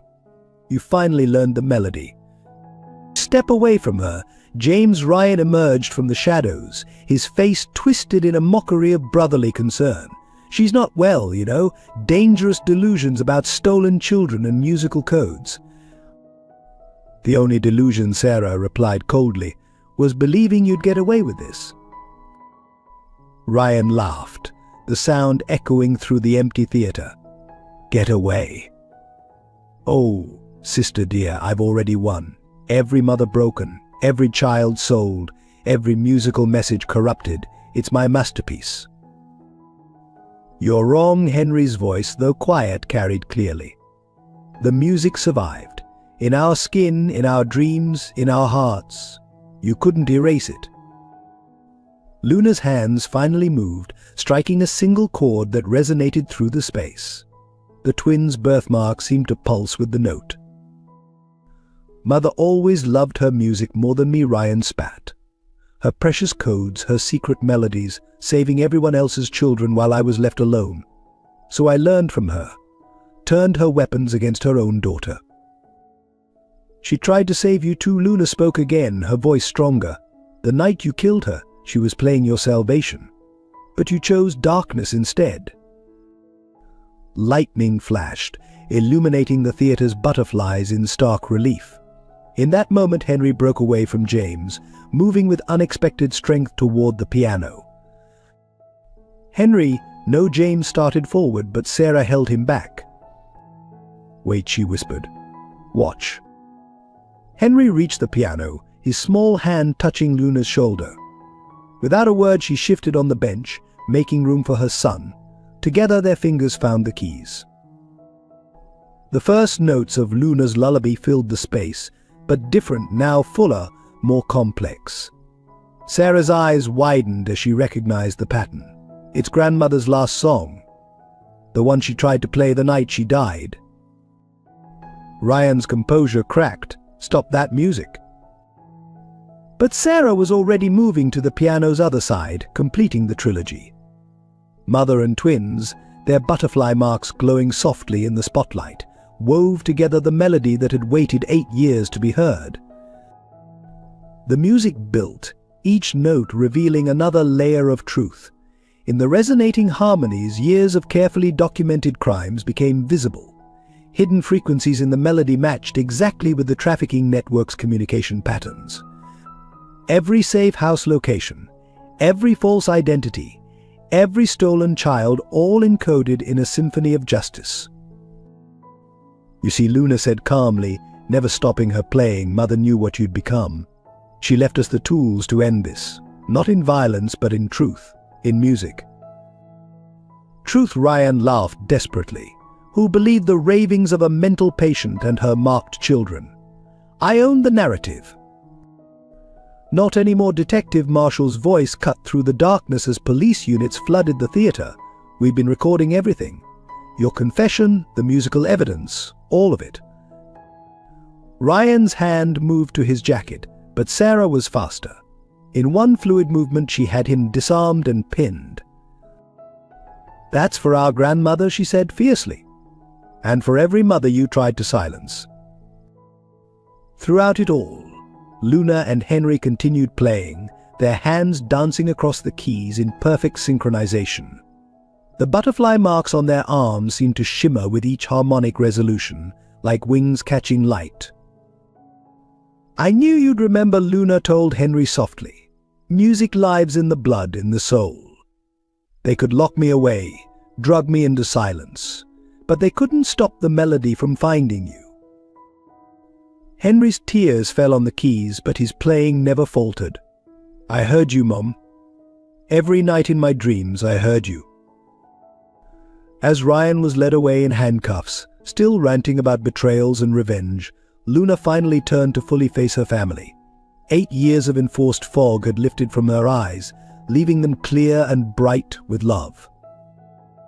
"My butterflies," she whispered, opening her arms to both twins, finally free to fly. Henry and Sarah moved into their mother's embrace, while James watched through tears of his own. The butterfly marks on all three seemed to pulse in harmony, completing a visual symphony of reunion. "The other children," Sarah said, suddenly remembering. "The ones with different marks." Luna nodded. "Each mark is a different mother's song. Now that the original melody is recorded, we can decode them all. Find every stolen child, heal every broken family." "But first," James said, finally approaching the piano, "our family needs to heal." Luna looked up at him, love and regret mingling in her gaze. "You never stopped believing. Even when I couldn't remember my own name, I knew someone out there was fighting for our butterflies." Outside, the storm was passing. Through the theater's broken windows, moonlight illuminated the carved butterflies, making them seem to dance. Henry's fingers found the keys again, playing softly. "Can we go home now? All of us." Luna kissed his forehead, then Sarah's before reaching for James's hand. "We are home, butterfly. The music brought us home." As they left the theater, Luna's lullaby seemed to linger in the air, no longer a code to be broken or a secret to be kept, but a simple song of love finally free to be heard. The butterflies had found their way back to the light. At Evergreen Hospital's music therapy room, Luna sat at the piano, her fingers hovering over the keys as if afraid they might burn. After 8 years of medication-induced fog, every sensation felt raw, overwhelming. But the music called, as it always had. Henry and Sarah sat on either side of her, their butterfly birthmarks forming a perfect trio with hers. James stood back, watching this delicate moment of healing unfold. "I'm not sure I remember how," Luna whispered, her hands trembling. The years of enforced silence, of being told her music was merely delusion, had left deep scars. "Your hands remember," Mom, Henry said softly, demonstrating the first notes of her lullaby. "Like mine did, even when I was forbidden to play." Luna touched a single key, the note hanging in the air like a question. Then another and another. Slowly, hesitantly, the melody began to take shape. "That's it," Sarah encouraged. "Let it come back naturally." As Luna played, her movements became more confident. The twins joined in, their 3-part harmony filling the room with the full version of the song that had lived in fragments on their skin. "I used to play this to you both," Luna said, memories surfacing with each note. "Before you were born. I knew Ryan was watching, that he planned to take you, so I encoded everything into the music. The truth about his crimes, the locations of other stolen children, even my own medical records proving I wasn't insane." Her fingers faltered on a particularly complex passage. Henry's small hand covered hers, guiding her through it. "Like this, Mom," he demonstrated. "Remember? It's the part about the butterfly garden." Luna gasped softly as the memory crystallized. "The basement. You were there, weren't you? You heard the other children playing this melody." Henry nodded, tears sliding down his cheeks. "I thought I was imagining it. They punished me whenever I tried to play or hum." "Oh, my brave butterfly," Luna pulled him close, while continuing to play with her free hand. "You kept the music alive even when it hurt." Sarah joined the melody at a higher octave, adding the counterpoint that completed the coded message. Every trafficking location, she marveled. Every false identity they used. You hid it all in plain sight, knowing someday we'd be able to decode it. "Music speaks when words are forbidden," Luna quoted, her voice growing stronger. "My mother taught me that before Ryan silenced her." The song shifted, becoming something darker, more urgent. Luna's eyes took on a distant look as another memory surfaced. "I was there that night," she revealed, the music never stopping, "when Ryan confronted our mother about her underground railroad for trafficked children. She tried to play him this melody, the one that would have exposed his early involvement in the trafficking ring. But her hands crashed discordantly on the keys. He stopped the music. James finished quietly, moving to support his wife as she swayed on the bench. "So I hid it," Luna continued, her fingers finding their way back to the melody. "In my art, in my compositions, in my children's skin. Even when they drugged me, even when they made me doubt my own mind, the music stayed safe inside you both." Henry and Sarah exchanged glances over their mother's head, then began playing the complex sequence that had led them to the theater showdown. "We completed the song," Mum Sarah said gently. "Ryan's in custody. The network is exposed. You can play freely now." But Luna shook her head, her tempo increasing slightly. "There's one more melody to unlock, the most important one." Her playing changed, becoming something entirely new yet hauntingly familiar. Henry gasped as his birthmark seemed to tingle in response. "This is grandmother's last song," Luna explained, her hands flying over the keys. "The one she tried to play the night she died. It doesn't just expose trafficking routes, it reveals their entire methodology. How they choose their targets, how they break mothers down, how they hide the children. Everything." The twins joined instinctively, their birthmarks glowing faintly as the three-part harmony filled the room. James watched in amazement as Luna's entire demeanor transformed. Years of trauma and medication-induced confusion fell away, replaced by the passionate musician he'd fallen in love with. "My mother knew Ryan would target me next," Luna continued, the music never faltering. "She knew he'd try to use my own artistry against me, so she left me this song, encoded in a way only another mother would understand." The melody reached its crescendo, all three butterflies pulsing in perfect synchronization. In that moment, Luna seemed to fully awaken, her eyes clearing completely for the first time in 8 years. "I remember everything now," she breathed, looking at her family with pure clarity. "Every detail, every code, every child we still need to save." She turned to James, love and regret mingling in her gaze. "I'm so sorry, my love. I couldn't tell you what was happening. Ryan threatened to kill our butterflies if I did. The only way to protect them was to let myself be labeled insane, to hide the truth in music until they were old enough to understand it." James knelt beside the piano bench, taking her free hand. "You never broke, Luna. You found a way to fight back that they couldn't understand or stop." "And now," Sarah added, her investigator's mind racing ahead, "we can use grandmother's song to find every child they stole, to heal every family they broke." Henry's small fingers continued playing softly as he leaned against his mother. "Can we help the other children learn their songs too, the ones who were forbidden music like me?" Luna kissed his forehead, then Sarah's, her touch full of healing and promise. "Yes, butterfly, that's exactly what we'll do. Music brought our family back together. Now it's time to help other butterflies find their way home." Outside the therapy room window, actual butterflies danced in the garden Luna had once tended. Their wings caught the sunlight, creating patterns that seemed to match the melody still flowing from the piano. The music had finally broken free, and with it, Luna's mind and heart had fully awakened.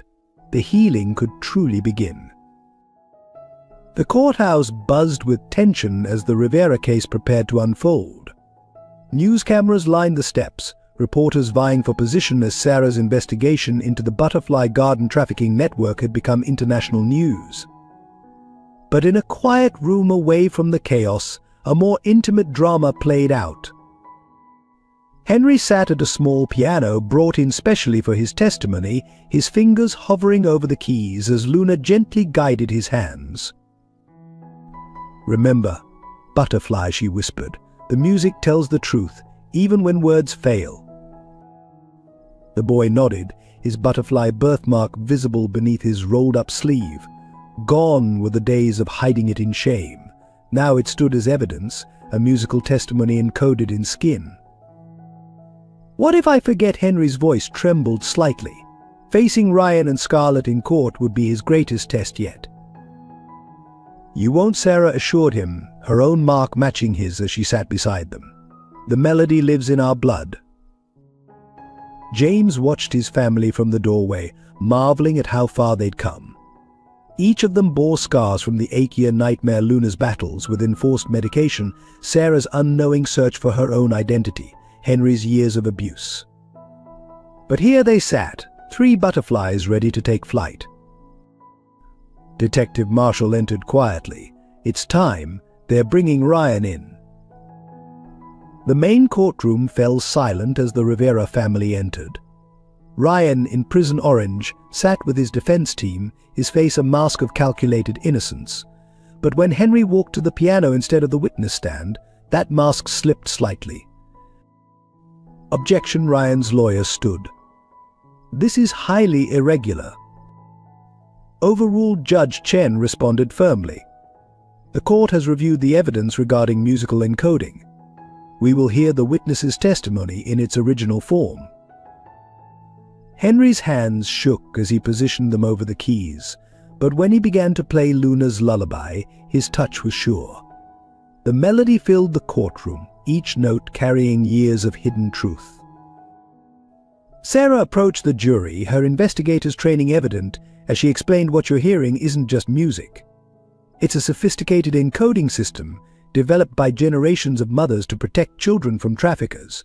Every note corresponds to a location, a date, a victim." As Henry played, prosecutors displayed their evidence. Photos of basement doors with butterfly markers, medical records of drugged mothers, lists of sold children. Each piece matched perfectly with the musical pattern. Circumstantial, Ryan's lawyer protested weakly. Luna stood then, moving to join Henry at the piano. Together, mother and son played the full melody, the one she'd hidden in his skin the day he was born. On screens around the courtroom, Sarah's decoding program translated the music into damning evidence: dates, locations, bank accounts, false identities.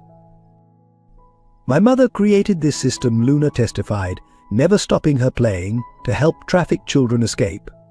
Ryan perverted it, using music to identify artistic mothers he could discredit and steal from. The prosecution presented their masterstroke grandmother's final melody, the one she tried to play the night she died, now restored through the combined birthmarks of Luna and her twins. "This proves premeditation," Sarah explained to the stunned courtroom. Years before targeting his sister, Ryan was already involved in trafficking. "Our grandmother discovered this and tried to expose him. That's why he killed her." Ryan's composure finally broke. "She chose them over me," he shouted, rising. "Strange children over her own blood. So I took her precious musical codes and turned them into a symphony of suffering." The outburst sealed his fate. As security restrained him, Henry's playing grew stronger, more confident. Luna and Sarah joined him, their 3-part harmony filling the space with undeniable truth. Judge Chen's verdict was unequivocal: life sentences for Ryan and his entire network. But more importantly, she ordered the creation of a special task force, led by Sarah, to use the musical evidence to locate other stolen children. "The butterfly marks are not just scars," the judge declared. "They are testaments to a mother's love and creativity in the face of unthinkable evil. Let them now serve as keys to healing." After the verdict, in the quiet of the empty courtroom, Henry sat alone at the piano. His fingers found a new melody, not one of hiding or fear, but of freedom. Luna and Sarah joined him, their butterflies seeming to dance in the fading sunlight through the high windows. James approached with the final piece of news. "The adoption papers are approved," he announced quietly. "Not that we needed them, but now it's official in every way," Sarah completed, smiling at her brother. "No one can ever take you away again." Henry's music swelled with joy, the notes climbing higher. Luna wrapped her arms around her son, her own composition joining his.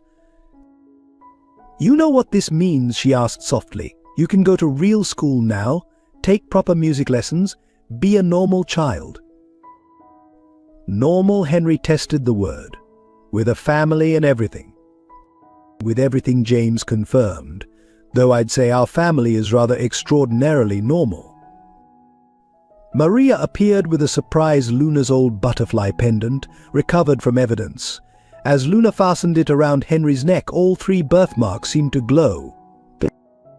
For generations, our family has used music to save children, Luna explained. Now it's saved our own? Outside, reporters clamored for statements about the trafficking network's downfall. But inside, a family healed through simple notes and shared melodies. Henry's fingers found the keys one last time, playing the simple lullaby that had started everything. But now it wasn't a code or a cry for help, it was simply a song of love, of family, of butterflies finally free to soar. "Take that," Ryan Sarah murmured, hugging her brother close. "You tried to silence the music, but it only grew stronger." Luna's pendant caught the light, casting butterfly shadows that danced across the keys as her children played. The legal battle was over, but their symphony was just beginning. Justice had come on butterfly wings, carried by a melody of love that no prison could contain. Dear viewers, your presence here means everything to us. These stories of resilience, love, and family healing touch all our hearts. If our tale of the Rivera family's journey moved you, please consider subscribing to our channel. Every subscription helps us continue sharing powerful narratives that remind us of the strength of human spirit and the unbreakable bonds of family. Together we can spread more stories that inspire hope, courage, and understanding. By joining our community, you become part of something meaningful, a space where powerful storytelling connects hearts and changes lives. Thank you for being here, for feeling with us, and for helping these stories reach others who need them. Despite their legal victory, Luna's recovery proved more complex than anyone had anticipated. While her musical abilities returned in full force, other aspects of her mind remained fragmented, like a melody missing crucial notes. In their newly renovated home, where Henry's old piano now sat beside Luna's grand one, these moments of disconnect would surface unexpectedly. She'd be playing beautifully with the twins, then suddenly stop, her eyes growing distant as 8 years of enforced medication took their toll. "Mum," Henry would ask softly, his small hand covering hers on the keys. "Where did you go?" Luna would blink, looking at her son with momentary confusion before recognition returned. The music. Sometimes it gets tangled with the memories. The drugs they gave me, they're still there somewhere in my mind, making everything blur. The doctors called it therapeutic-induced trauma. Years of unnecessary medications had created permanent gaps in her cognitive function. While music remained her anchor, daily life became a careful dance around these empty spaces. Sarah struggled, watching her mother's moments of confusion. "It's not fair," she confided to James one evening, after Luna had forgotten her name for the 3rd time that day. "We won. Ryan's in prison. Why does she still have to suffer?" James held his daughter, feeling her frustration. "The mind is like a butterfly's wing," he said, echoing Luna's old wisdom. "Once damaged, it may still fly, but the pattern is forever changed." Henry, however, seemed to understand intuitively how to navigate his mother's altered state. Perhaps his own trauma had taught him the language of broken things. When Luna would get lost in her thoughts, he'd simply start playing their lullaby, letting the music guide her back to presence. "It's okay, Mom," he'd say, making space for her on the bench. "The notes remember even when you don't." But some days were harder than others. Luna would wake screaming from nightmares of Ryan's threats, of children crying in basements, of butterflies being crushed. On these mornings, not even music could fully bring her back. "I should have fought harder," she'd whisper, tracing the butterfly marks on her children's arms. "Should have found another way to protect you both."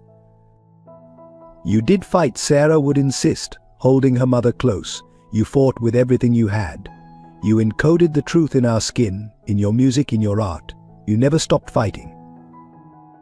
The doctors suggested more therapy, different medications, but Luna refused anything that might dull her connection to music again. "Better to be broken and feel it," she said firmly, than to be numb and forget. Instead, she poured her lucid moments into helping other trafficking survivors. The butterfly network, once used for harm, was being transformed into a healing system. Luna taught other mothers how to decode the musical messages hidden in their children's marks, turning trauma into testimony. But each session drained her, forcing her to relive her own nightmare. James would find her afterward at the piano, playing fragments of melody over and over, as if trying to stitch her memories back together. "I'm not the mother they deserve," she confessed one night, after struggling to remember basic details about her children's lives. "They need someone whole." James sat beside her, remembering the brilliant musician he'd fallen in love with, seeing both her damage and her determination. "You're exactly the mother they deserve," he assured her, "because you show them that being broken doesn't mean being defeated."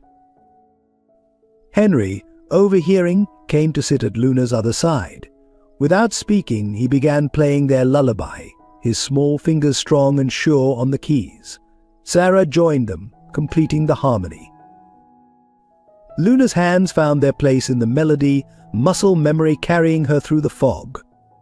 As they played together, their butterfly marks seemed to pulse in sync, creating patterns of light and shadow on the piano's polished surface.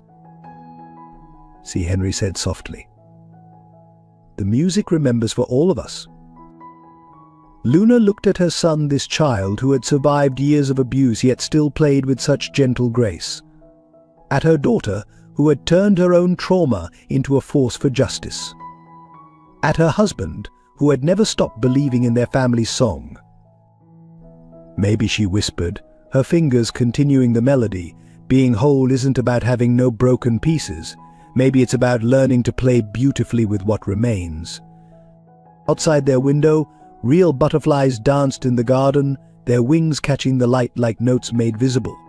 Luna watched them, these creatures that emerged from darkness transformed, and felt something settle in her fractured mind. She might never fully recover what Ryan's cruelty had taken from her. But here, playing with her children, she could create new patterns from the broken pieces of her past. A different kind of wholeness, written in music and love and the gentle flutter of butterfly wings. Sarah's crisis came quietly, weeks after the trial. Standing in her childhood bedroom, now restored to how it would have been if she'd grown up there, she felt like an imposter in her own life. The walls were painted butterfly blue, covered in musical notes and childhood dreams she'd never gotten to have. A violin case sat in the corner. Luna had mentioned Sarah showing musical aptitude as a baby, just like Henry. "You should have been here," she whispered to her reflection, touching the butterfly mark that had guided her home. Growing up with Mum's music, protecting Henry, being part of this family properly. Instead, she'd been raised by loving adoptive parents who had no idea their daughter was stolen. The Matthewses had given her everything: education, opportunity, unwavering support in her career fighting trafficking. They were good people who had unknowingly benefited from Ryan's crimes. The sound of Henry playing drifted up from downstairs. Her brother's musical gift was undeniable, his connection with Luna almost supernatural in its depth. Sarah's fingers itched to join them, but something held her back. "You don't have to choose," James said softly from the doorway, reading her troubled expression. "Family isn't about erasing the past." "Isn't it?" Sarah turned to face her biological father. "The Matthewses want to see me. They're worried, confused. How do I explain that their beloved daughter is actually a stolen child? That every birthday they celebrated, every milestone they cherished, was built on someone else's pain?" James stepped into the room, taking in the childhood mementos they'd created to fill the 8-year void. "You honor both stories," he said simply. "The family that was taken from you, and the family that unknowingly saved you." But it wasn't that simple. Sarah's adoptive parents had been devastated by the truth, their joy in raising her now tainted by guilt. They sent daily messages expressing remorse, begging forgiveness for not questioning her origins more thoroughly. "They're good people," Sarah said, sinking onto the bed. "They don't deserve to feel like criminals for loving me." Downstairs, Luna's voice joined Henry's playing.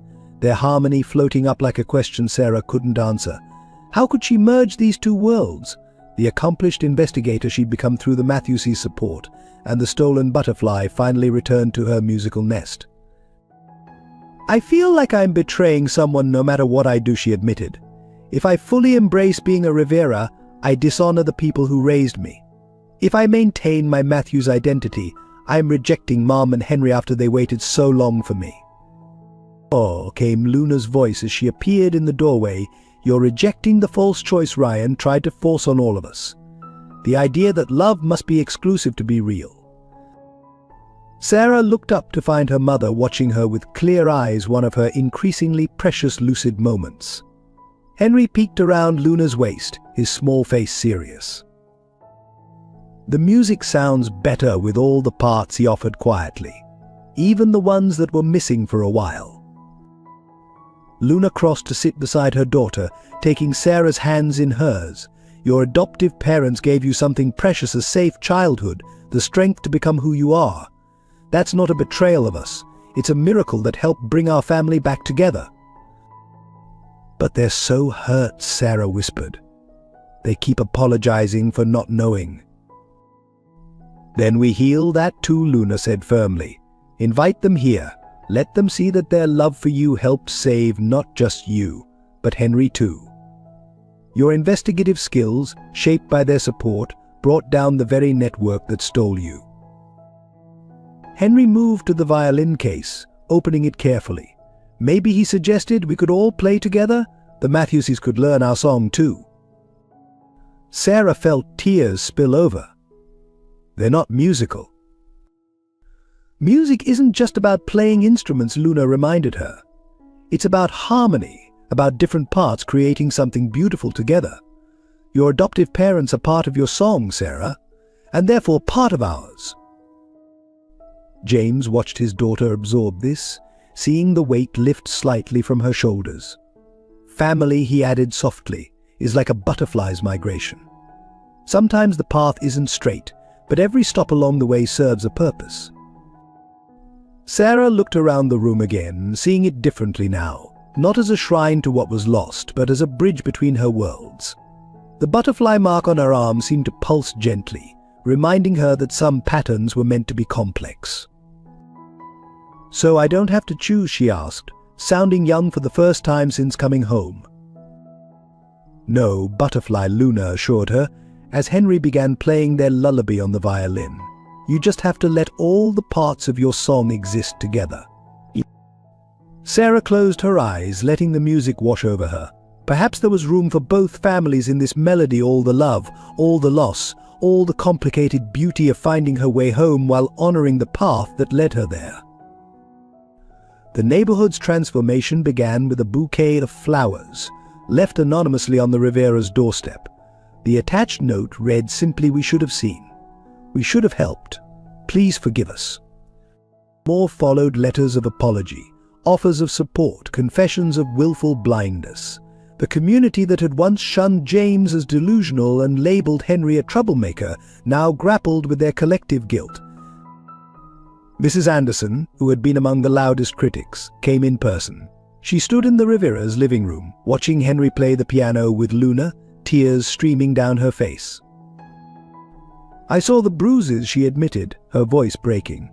"I heard him crying at night, but it was easier to believe Ryan and Scarlett's lies than to face the truth. How do you forgive something like that?" Luna paused her playing, regarding the woman thoughtfully. "Forgiveness isn't what we need," she said finally. "Action is. Help us protect other children. Learn to see what you once chose to ignore." The local school board convened an emergency meeting, establishing new protocols for identifying abuse. Henry's former teachers struggled with their own culpability, remembering all the signs they'd dismissed. "We failed you," his music teacher told him, placing a brand new violin case on the piano bench. "But your courage in speaking out will help us protect others." Some community members resisted the change, clinging to their previous narratives. They seemed like such nice people, they'd murmur about Ryan and Scarlett, and that boy was always so troubled. Sarah addressed this directly in a community forum, her investigators' authority lending weight to her words. "Abusers count on our preference for comfortable lies over uncomfortable truths," she declared. "They build their power on our willingness to look away." The impact rippled outward. Other families came forward, sharing stories of children with strange birthmarks, of musical talents suppressed, of questions never asked. The Butterfly Network's reach proved vast, threading through countless communities that had chosen silence over action. Local media, once quick to sensationalize James's obsession with finding his son, now ran in-depth pieces on trafficking warning signs. They interviewed Luna about using music therapy to help survivors recover their voices, showing Henry teaching other rescued children to play their own encoded melodies. "Music speaks when words fail," he explained, his quiet wisdom belying his years. "Sometimes you have to listen with more than your ears." The hardest conversations happened at the neighborhood watch meetings, where residents confronted their own role in enabling abuse. James attended one such session, standing before people who had once crossed the street to avoid him. "We're not here to shame anyone," he assured them, though the pain was evident in his voice. "We're here to learn how to be better guardians of our community's children." Detective Marshall implemented new training programs for local law enforcement, using the Rivera case as a study in recognizing subtle signs of trafficking. Officers who had dismissed James's reports years ago now worked to dismantle their own biases. But perhaps the most profound change came in the small, daily interactions. Neighbors who had once hurried past now stopped to listen when Henry practiced, his music floating through open windows. Children who had been warned away from the troubled boy now came for piano lessons, their parents watching in wonder as Luna guided small hands across the keys. Every song has a story, she would tell them, her moments of clarity increasingly frequent as she found purpose in teaching. Every child deserves to have theirs heard. The Butterfly Garden, once Luna's private sanctuary, was restored and expanded. Community members contributed plants, creating a living memorial to survivors of trafficking. Each new butterfly that visited seemed to carry a message of transformation. Yet challenges remained. Some wounds were too deep for simple apologies to heal. Henry still flinched sometimes when adults raised their voices. Luna had days when the past clouded her present. Sarah struggled to reconcile her dual identity in a community that had wronged both sides of her family. Change is like music, James observed one evening, watching fireflies dance like musical notes in their garden. It happens note by note, measure by measure. Sometimes there's dissonance before harmony. The neighborhood children, less burdened by adult guilt, led the way in healing. They created a butterfly choir, learning Luna's lullaby as a song of hope and vigilance. Their clear voices carried the melody that had once been hidden, transforming a code of survival into an anthem of protection. Mrs. Anderson organized a committee to support other families recovering from trafficking, turning her shame into action. The school established a music therapy program with Luna and Henry as special consultants. Even the local police station installed a piano in its lobby, a reminder of the power of listening deeply. "We can't change what happened," Luna told the community at the Butterfly Garden's dedication ceremony. "But we can change what happens next." Henry played at that ceremony, his music strong and clear in the autumn air. As butterflies danced around him, drawn to the garden's new blooms, the gathered neighbors finally truly listened not just to the notes, but to the story of survival, resilience, and transformation they carried. The community's healing, like the butterfly's metamorphosis, would take time. But with each new day, each small act of awareness and amends, they moved closer to becoming the protectors they should have been all along. After all, as Luna often said, even the smallest butterfly's wings can change the direction of the wind. In the depths of the old theater's basement, Sarah's investigation team made their final discovery. Behind a hidden panel marked with a faded butterfly, They found Ryan's complete archives, decades of meticulously documented crimes that revealed an even darker truth than anyone had suspected. "Dad," Sarah called, her voice shaking as she examined the files. "You need to see this." James arrived to find his daughter surrounded by photographs, medical records, and most disturbing of all, a series of musical scores. Each page was annotated in Ryan's precise handwriting, detailing how he had systematically corrupted their mother's rescue system. He didn't just target Luna, Sarah explained, spreading out the evidence. He spent years studying how grandmother helped trafficking victims escape. Every musical code, every butterfly mark, every safe house location, he learned it all so he could reverse engineer it for trafficking instead of rescue. The photographs told a devastating story: their grandmother, young and determined, teaching musical codes to rescued children. Ryan watching from the shadows, taking notes, the gradual transformation of salvation into exploitation. But why, James wondered, picking up a particularly haunting image of Ryan photographing his own mother's murder. Why document his own crimes so thoroughly? Because it was never just about profit. Luna's voice came from the doorway. She stood there with Henry, both their butterfly marks seeming to pulse in the dim light. It was about proving he could corrupt something pure, turn our family's legacy of rescue into a weapon. Henry moved to the piano in the corner, his small fingers finding keys that hadn't been touched in years. The melody he played matched exactly with the sheet music in Sarah's hands, but where Ryan had noted it as a submission sequence, the original score revealed it was meant to signal freedom. He took grandmother's hope and twisted it. Luna continued, joining her son at the piano. Every song she wrote to guide children home, he repurposed to imprison them. Every butterfly mark meant to identify rescuers became a brand of ownership.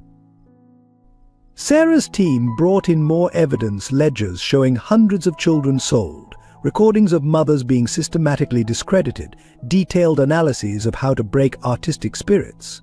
But most chilling were Ryan's personal journals, revealing an obsession that spanned generations. "Listen to this," Sarah read, her voice tight with anger. "Mother thought her precious music could save everyone else's children. Now I use it to ensure no child escapes. Every butterfly she releases I recapture.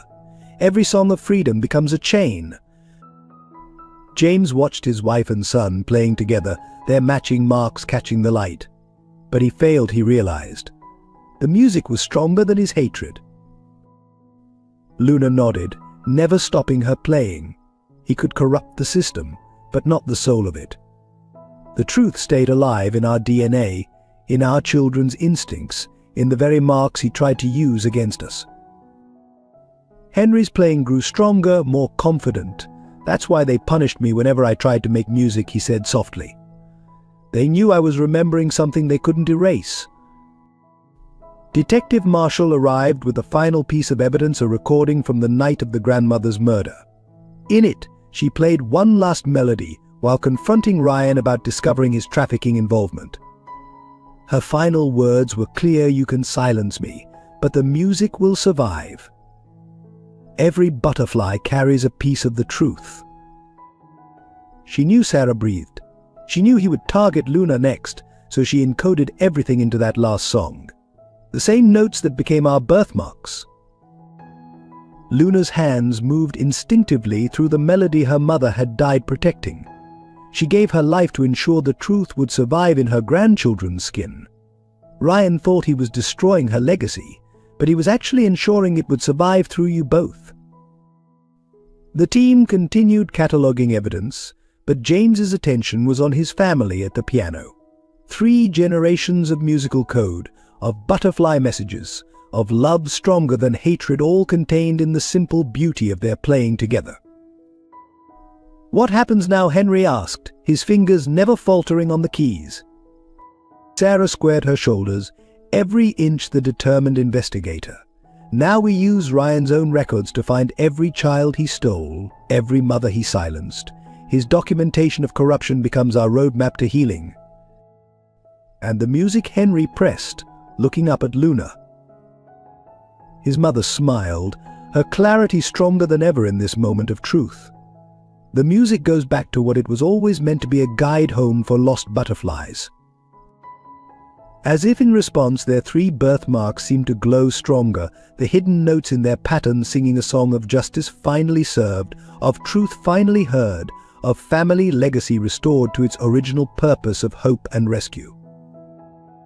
The final truth was written in butterfly wings and piano keys. Love's melody could never truly be corrupted, only temporarily disguised until the right hearts remembered how to play it. The day they moved Luna home from Evergreen marked more than just a physical relocation. In the Rivera Mansion's music room, now restored to its former glory, an extraordinary reunion was unfolding. 15 children, each bearing distinctive birthmarks, gathered around the grand piano with their newly found mothers. These were the first survivors identified through Ryan's records, their musical codes finally decoded. Henry sat at the piano, his small hands guiding theirs as they rediscovered their birth mother's melodies. Like this, he demonstrated gently to a girl about his age, her dragonfly mark visible on her wrist. The music remembers even when we forget. Luna moved among them, her clarity strongest when helping others heal. Each mark tells your story, she explained, showing mothers how to read the musical patterns hidden in their children's skin. Your love was so strong you wrote it into their very being. Sarah coordinated with social workers and therapists, ensuring each reunion had proper support. The process of reconnecting was delicate, complicated by years of separation and trauma. But when each mother-child pair found their shared melody, something magical happened. "It's like watching butterflies emerge," James observed softly to Maria, who was distributing tea and tissues to overwhelmed parents, each one finding their wings in their own time. The Matthews arrived during this scene, pausing uncertainly in the doorway. Sarah's adoptive parents had struggled with their role in this expanded family, but Luna had been insistent on including them. "Come in," she called warmly, making space at the piano. Every note adds to the harmony. Mrs. Matthews moved forward hesitantly, her eyes fixed on Sarah. "We don't know anything about music." "But you know about love," Luna replied simply. "You kept our daughter safe when we couldn't. That makes you part of our song." Henry started playing their family lullaby, and Sarah joined in, creating space between them for both sets of parents to sit. The Matthews watched in wonder as their daughter's butterfly mark seemed to dance with the music. "We always wondered about that mark," Mr. Matthews admitted. "The adoption agency said it was a lucky sign." It was, Luna assured them. It led her home to all of us. Other families were having similar moments of healing. A mother who hadn't seen her son since his birth wept as he played the lullaby she'd composed while pregnant. A teenager with a songbird mark discovered she shared her birth mother's perfect pitch. Each reunion added another layer to the symphony filling the house. Maria appeared with Luna's old journals, now serving as guides for other mothers learning to decode their children's marks. "La musica del corazón," she said softly. "The heart's music never truly dies." The Matthews gradually relaxed as they watched Sarah move between both her mothers, helping new families decode their own musical messages. They began to understand that love didn't have to be divided to be multiplied. "Your daughter," Mrs. Matthews said to Luna, "saved our family too, by showing us that truth and love can coexist." Luna took her hand warmly. "Our daughter," she corrected. "She carries both our songs in her heart." Henry continued playing, his music providing a foundation for each new family's discovery. The boy who had once been forbidden to touch a piano now served as a bridge for others finding their way home. Sometimes he told a younger child struggling with conflicting loyalties, family is like a big orchestra. Different instruments, different melodies, but all part of the same song. James watched his son with pride, seeing how Henry's own trauma had transformed into wisdom beyond his years. The boy who had been broken was now helping others heal. As evening fell, the gathered families shared a meal together, birth parents, adoptive parents, lost children, and found siblings all breaking bread as one extended symphony of love. The Matthews sat between Luna and James, no longer uncertain of their place in this expanding circle. "To all our butterflies," Luna toasted, her voice strong and clear. "Those who were lost and found, those still searching, and those who helped us fly home." Sarah hugged both her mothers, while Henry played softly in the background. The butterfly marks around the room seemed to pulse in harmony, each telling its own story of loss, love, and reunion. The greatest victory, James reflected, watching his expanded family, isn't just finding each other again. It's learning how to create new music from all our broken pieces. As stars appeared outside, the mansion filled with a symphony of healing different melodies weaving together, creating something stronger and more beautiful than any single song could be. The butterflies had not just come home, they had built a bigger nest for all to share. In the courthouse's final hearing, justice wore butterfly wings. The full scope of Ryan's network had been exposed, leading to hundreds of arrests across multiple countries. But today's proceeding was more intimate, the official recognition of every recovered child's true identity. Henry sat between Luna and James, watching as Sarah presented the evidence that would restore his legal name to Henry Rivera. His butterfly mark seemed to glow under the fluorescent lights as Judge Chen reviewed the documents. In light of the extraordinary circumstances, the judge announced, this court recognizes not only the legal restoration of these children to their birth families, but also acknowledges the complex bonds formed during their separation. She looked directly at the Matthews, who sat supportively behind Sarah. Love is not a zero-sum game. These children deserve the richness of all who have cared for them. The proceedings continued, each family's story adding to the larger narrative of healing. But it was Henry's testimony that brought the courthouse to silence. Standing at a small keyboard instead of the witness stand, he began to play. The melody started as Luna's lullaby, but evolved into something more, a symphony of survival incorporating fragments from every recovered child's musical code.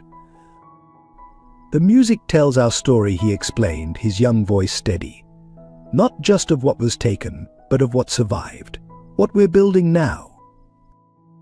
Sarah presented the final evidence, a comprehensive database matching musical codes with DNA records, ensuring no trafficking victim would ever again go unidentified. The butterfly marks, once used to brand stolen children, now served as keys to their liberation. From this day forward, Judge Chen declared, these musical markers will be recognized as legal proof of identity, equal to DNA evidence. What was meant to cage these children has become their wings of freedom. Luna rose to address the court, her clarity sharp in this crucial moment. "Our mother created this system to guide lost children home," she stated. "My brother tried to corrupt it, but he failed. The music remembered its true purpose." The judge signed the final orders, hundreds of them, each representing a family restored. But she added an unprecedented addendum: legal recognition of the expanded family bonds formed through trauma and healing. "These children belong not just to their birth parents," she explained, "but to all who helped them survive and find their way home. Their stories are a testament to love's ability to transcend biological boundaries." Outside the courthouse, butterflies filled the air, released by survivors in celebration of their freedom. The Matthews stood with the Riveras, no longer uncertain of their place in this expanding circle of healing. Henry played one final piece, the complete version of his grandmother's last song, now fully decoded. As the notes filled the air, butterfly marks around the plaza seemed to pulse in harmony, each telling its own story of loss and redemption. "The resolution isn't just legal," Sarah observed, watching families embrace across once rigid boundaries. "It's spiritual. We're all transformed by this journey." Detective Marshall approached with news from the ongoing investigation. Ryan's international contacts are falling like dominoes. Every musical code is leading us to more survivors. The butterfly effect in action. Luna smiled, watching Henry play. "My mother always said music builds bridges words cannot." Now those bridges are helping others find their way home. But the Matthews had prepared a surprise. They'd learned the basic melody of Luna's lullaby, their way of embracing both sides of Sarah's heritage. As they played their simple version, Sarah's eyes filled with tears of joy. "See," Henry said wisely, "the song is better with all the parts." James watched his expanded family, birth parents and adoptive parents, lost children and found siblings, all adding their own notes to this symphony of healing. The butterfly marks that had once branded them as stolen now shimmered like badges of survival. The resolution isn't an ending, he reflected. It's a beginning, each family learning to create new music from their broken pieces. Luna gathered both her children close, their butterfly marks forming a perfect trinity. "The truth couldn't stay buried," she said softly. "Love's melody always finds a way to be heard." As twilight fell, the courthouse plaza filled with music, hundreds of survivors playing their unique codes, weaving together a tapestry of sound that spoke of loss, love and triumph. The butterflies danced in the fading light, their wings catching the last rays of sun like notes made visible. Henry's fingers found the final chord of his grandmother's song, letting it ring out across the gathered families. In that moment, all the butterfly marks seemed to pulse as one, a visual harmony matching the audible one. "What happens now?" he asked, looking up at his parents. Luna touched his butterfly mark gently. "Now we help others remember their songs. The music didn't just save us, it gave us a purpose." Sarah nodded, her investigator's badge catching the light like another kind of butterfly. "Every mark tells a story. Every story leads to another child. The work continues." But this time James added, embracing his expanded family, "We fly together." As night fell, the music continued, a symphony of healing. A family found and expanded, of butterflies finally free to soar. The resolution wasn't just about justice served or identities restored. It was about love's ability to create harmony from discord, to build family beyond blood, to transform wounds into wings. The butterfly effect had come full circle, turning a legacy of pain into an inheritance of hope. 1 year after the trial, the Rivera mansion buzzed with a different kind of music. Henry's 9th birthday celebration filled every room with joy and melody, a stark contrast to his previous years of hidden suffering. Children from the survivor support group he'd helped establish played tag in the garden, their various birthmarks butterflies, songbirds, dragonflies no longer hidden but displayed proudly like badges of honor. Each mark told a story of loss and recovery, each child a testament to the healing power of music and love. "Watch this," Mum Henry called from the piano, where he was teaching younger survivors a simplified version of their freedom song. Luna beamed with pride, her moments of confusion now rare enough to be manageable. The Matthews sat with James and Luna, their initial awkwardness replaced by genuine warmth. They'd become regular fixtures at family gatherings, embracing their role as extended family rather than competing for Sarah's affection. "He's a natural teacher," Mrs. Matthews observed, watching Henry guide tiny hands across the keys. "He knows what it means to find your way home through music," Luna replied softly. "They all do." Sarah arrived late, still in her investigator's uniform but carrying her violin case. The international task force she led had just rescued another group of marked children, using the musical codes to track trafficking routes. "Perfect timing," James smiled as she unpacked her instrument. "Henry's been waiting for your duet." The birthday concert had become a new tradition, each survivor playing their unique melody, weaving together a symphony of healing. Henry and Sarah performed their mother's lullaby, their butterfly marks seeming to dance in the afternoon light. Maria moved through the crowd with refreshments, pausing to cross herself each time she passed Luna's old butterfly pendant, now framed alongside photographs of every rescued child. "La mariposa renace," she murmured. "The butterfly is reborn." The garden had been transformed too, designed specifically to attract butterflies and provide a peaceful space for therapy sessions.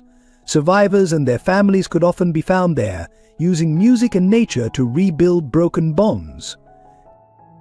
As twilight approached, Henry gathered everyone for the birthday ceremony he'd invented, releasing newly hatched butterflies while playing their freedom song. Each child took turns at the piano, adding their own notes to the melody. Remember, he told them, wisdom beyond his years shining in his eyes, the music lives in all of us. Even when we forget, our marks remember. Luna watched her son, tears of joy replacing the old tears of loss. The boy who had once been forbidden to touch a piano now led others to healing through music. New beginnings, she whispered to James, are just beautiful endings in disguise. The butterflies took flight as the last notes faded, their wings catching the setting sun like musical notes made visible. In this moment, surrounded by family both blood and chosen, the Rivera legacy of rescue and healing lived on. Henry's 9th birthday wasn't just a celebration of his survival. It was a testament to love's ability to transform trauma into triumph, to turn wounds into wings, to create symphony from silence. The music played on, and the butterflies danced freely under the evening sky. The Rivera Foundation became a beacon of hope for trafficking survivors worldwide. Housed in the renovated theater where the final confrontation had taken place, its butterfly logo symbolized transformation through music and love. Sarah directed the investigative branch, using her unique perspective as both survivor and rescuer to revolutionize trafficking prevention. Her team employed the musical codes not just to find victims, but to identify potential trafficking attempts before children could be taken. Every mark tells a story, she would explain at international conferences. But more importantly, every story can prevent another tragedy. Henry, despite his youth, became the heart of the Foundation's healing program. His music therapy sessions drew survivors from around the world, each carrying their own encoded marks, each finding their way home through melody. The music remembers, he would tell them, guiding their hands to piano keys. Even when we forget, our bodies remember the songs our mothers gave us. Luna divided her time between teaching at the Foundation and composing new protective melodies. Her moments of confusion became rarer as she found purpose in transforming her mother's rescue system for a new generation. We're not just healing past wounds, she explained to new mothers learning to encode messages into art. We're building a future where children can't be silenced. The Matthews threw themselves into supporting work, establishing a legal aid program for adoptive families discovering their children had been trafficked. Their dedication to healing both sides of broken families inspired others to bridge similar divides. James managed the Foundation's expanding reach, ensuring every survivor had access to both practical and emotional support. The Butterfly Garden grew into a healing center, where families could reconnect through music and nature. The impact rippled outward. Police departments worldwide adopted musical coding analysis in trafficking cases. Hospitals implemented butterfly mark documentation protocols. Schools developed programs to identify and protect at-risk autistic children. Maria's role evolved from housekeeper to historian, documenting every success story in journals that mirrored Luna's old coded diaries. Each entry celebrated not just rescue, but renewal. Las mariposas nunca olvidan el camino a casa, she would say. Butterflies never forget the way home. More survivors came forward, drawn by the Foundation's message of healing through music. Each new mark decoded led to more children found, more families restored, more wounds transformed into wings. The community that had once shunned the Riveras now rallied around their mission. Local music schools offered scholarships to survivors. Business leaders funded expansion projects. Artists contributed their talents to healing programs. Henry's simple birthday tradition of releasing butterflies while playing freedom songs became an annual Foundation event drawing thousands. Each year, the symphony grew stronger as more survivors added their voices to the healing chorus. But perhaps the most profound impact was invisible to outsiders, the quiet moments when a lost child found their way home through a half-remembered melody, when a mother's coded love finally reached its destination, when trauma transformed into triumph through the power of music. The butterfly effect had come full circle, turning one family's healing into a worldwide movement of hope and restoration. The Foundation's motto, written in musical notes around a butterfly emblem, said it all: every mark a message, every song a way home. As twilight painted the sky in shades of amber and rose, the Rivera Mansion's music room held one last performance of the day. Henry sat at the grand piano, Luna beside him, their matching butterfly marks catching the fading light. Sarah stood ready with her violin, while James and the Matthews watched from comfortable chairs. "Play it again," Henry asked softly, "the whole story from the beginning." Luna smiled, placing her hands on the keys. "From darkness to light, butterfly, just like we practiced." The music began quietly, echoing the fear and loneliness of their separated years. Henry's part carried the weight of his hidden suffering, while Sarah's violin wove through the melody like a searching heart. Luna's accompaniment spoke of a mother's endless love, waiting to be remembered. As the piece progressed, the harmonies grew stronger. The moment of recognition, the family's reunion, the triumph over darkness, all captured in swelling notes that filled the room with color and light. Through the open windows, real butterflies danced in the garden, attracted by the flowers Luna had planted for healing. Their wings caught the last rays of sun, creating patterns that matched the musical notes floating through the air. "Look," Henry whispered, never missing a beat. "They're dancing to our song." Maria appeared silently with tea and cookies, pausing to cross herself as the music reached the part about justice and redemption. The butterfly marks on the three musicians seemed to pulse with each meaningful phrase. Mrs. Matthews wiped away tears as Sarah's violin soared through the passage about found family and expanded love. Her husband squeezed her hand, both of them finally at peace with their place in this extraordinary symphony. James watched his family create magic together, marveling at how suffering had been transformed into such beauty. The boy who once cleaned in fearful silence now played with confident joy. The woman who had been drugged into confusion now composed with crystal clarity.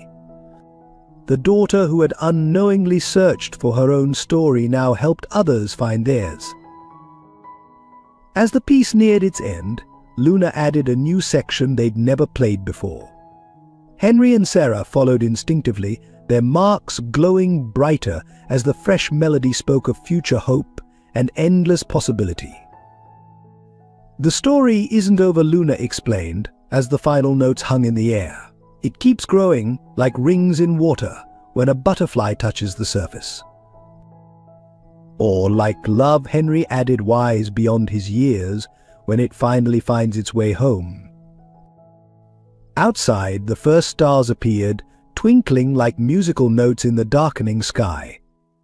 The garden's butterflies settled among Luna's flowers, their wings folding like gentle punctuation marks in nature's symphony. Sarah tucked her violin away, coming to sit between her two sets of parents. Henry leaned against Luna, his small fingers still tracing gentle patterns on the keys. James stood by the window, watching night fall on their transformed world. The music had done more than bring them home. It had taught them that every ending was just a prelude to something new. Every scar could become a song, and love's melody played on forever in the flutter of butterfly wings. Again, Henry asked hopefully.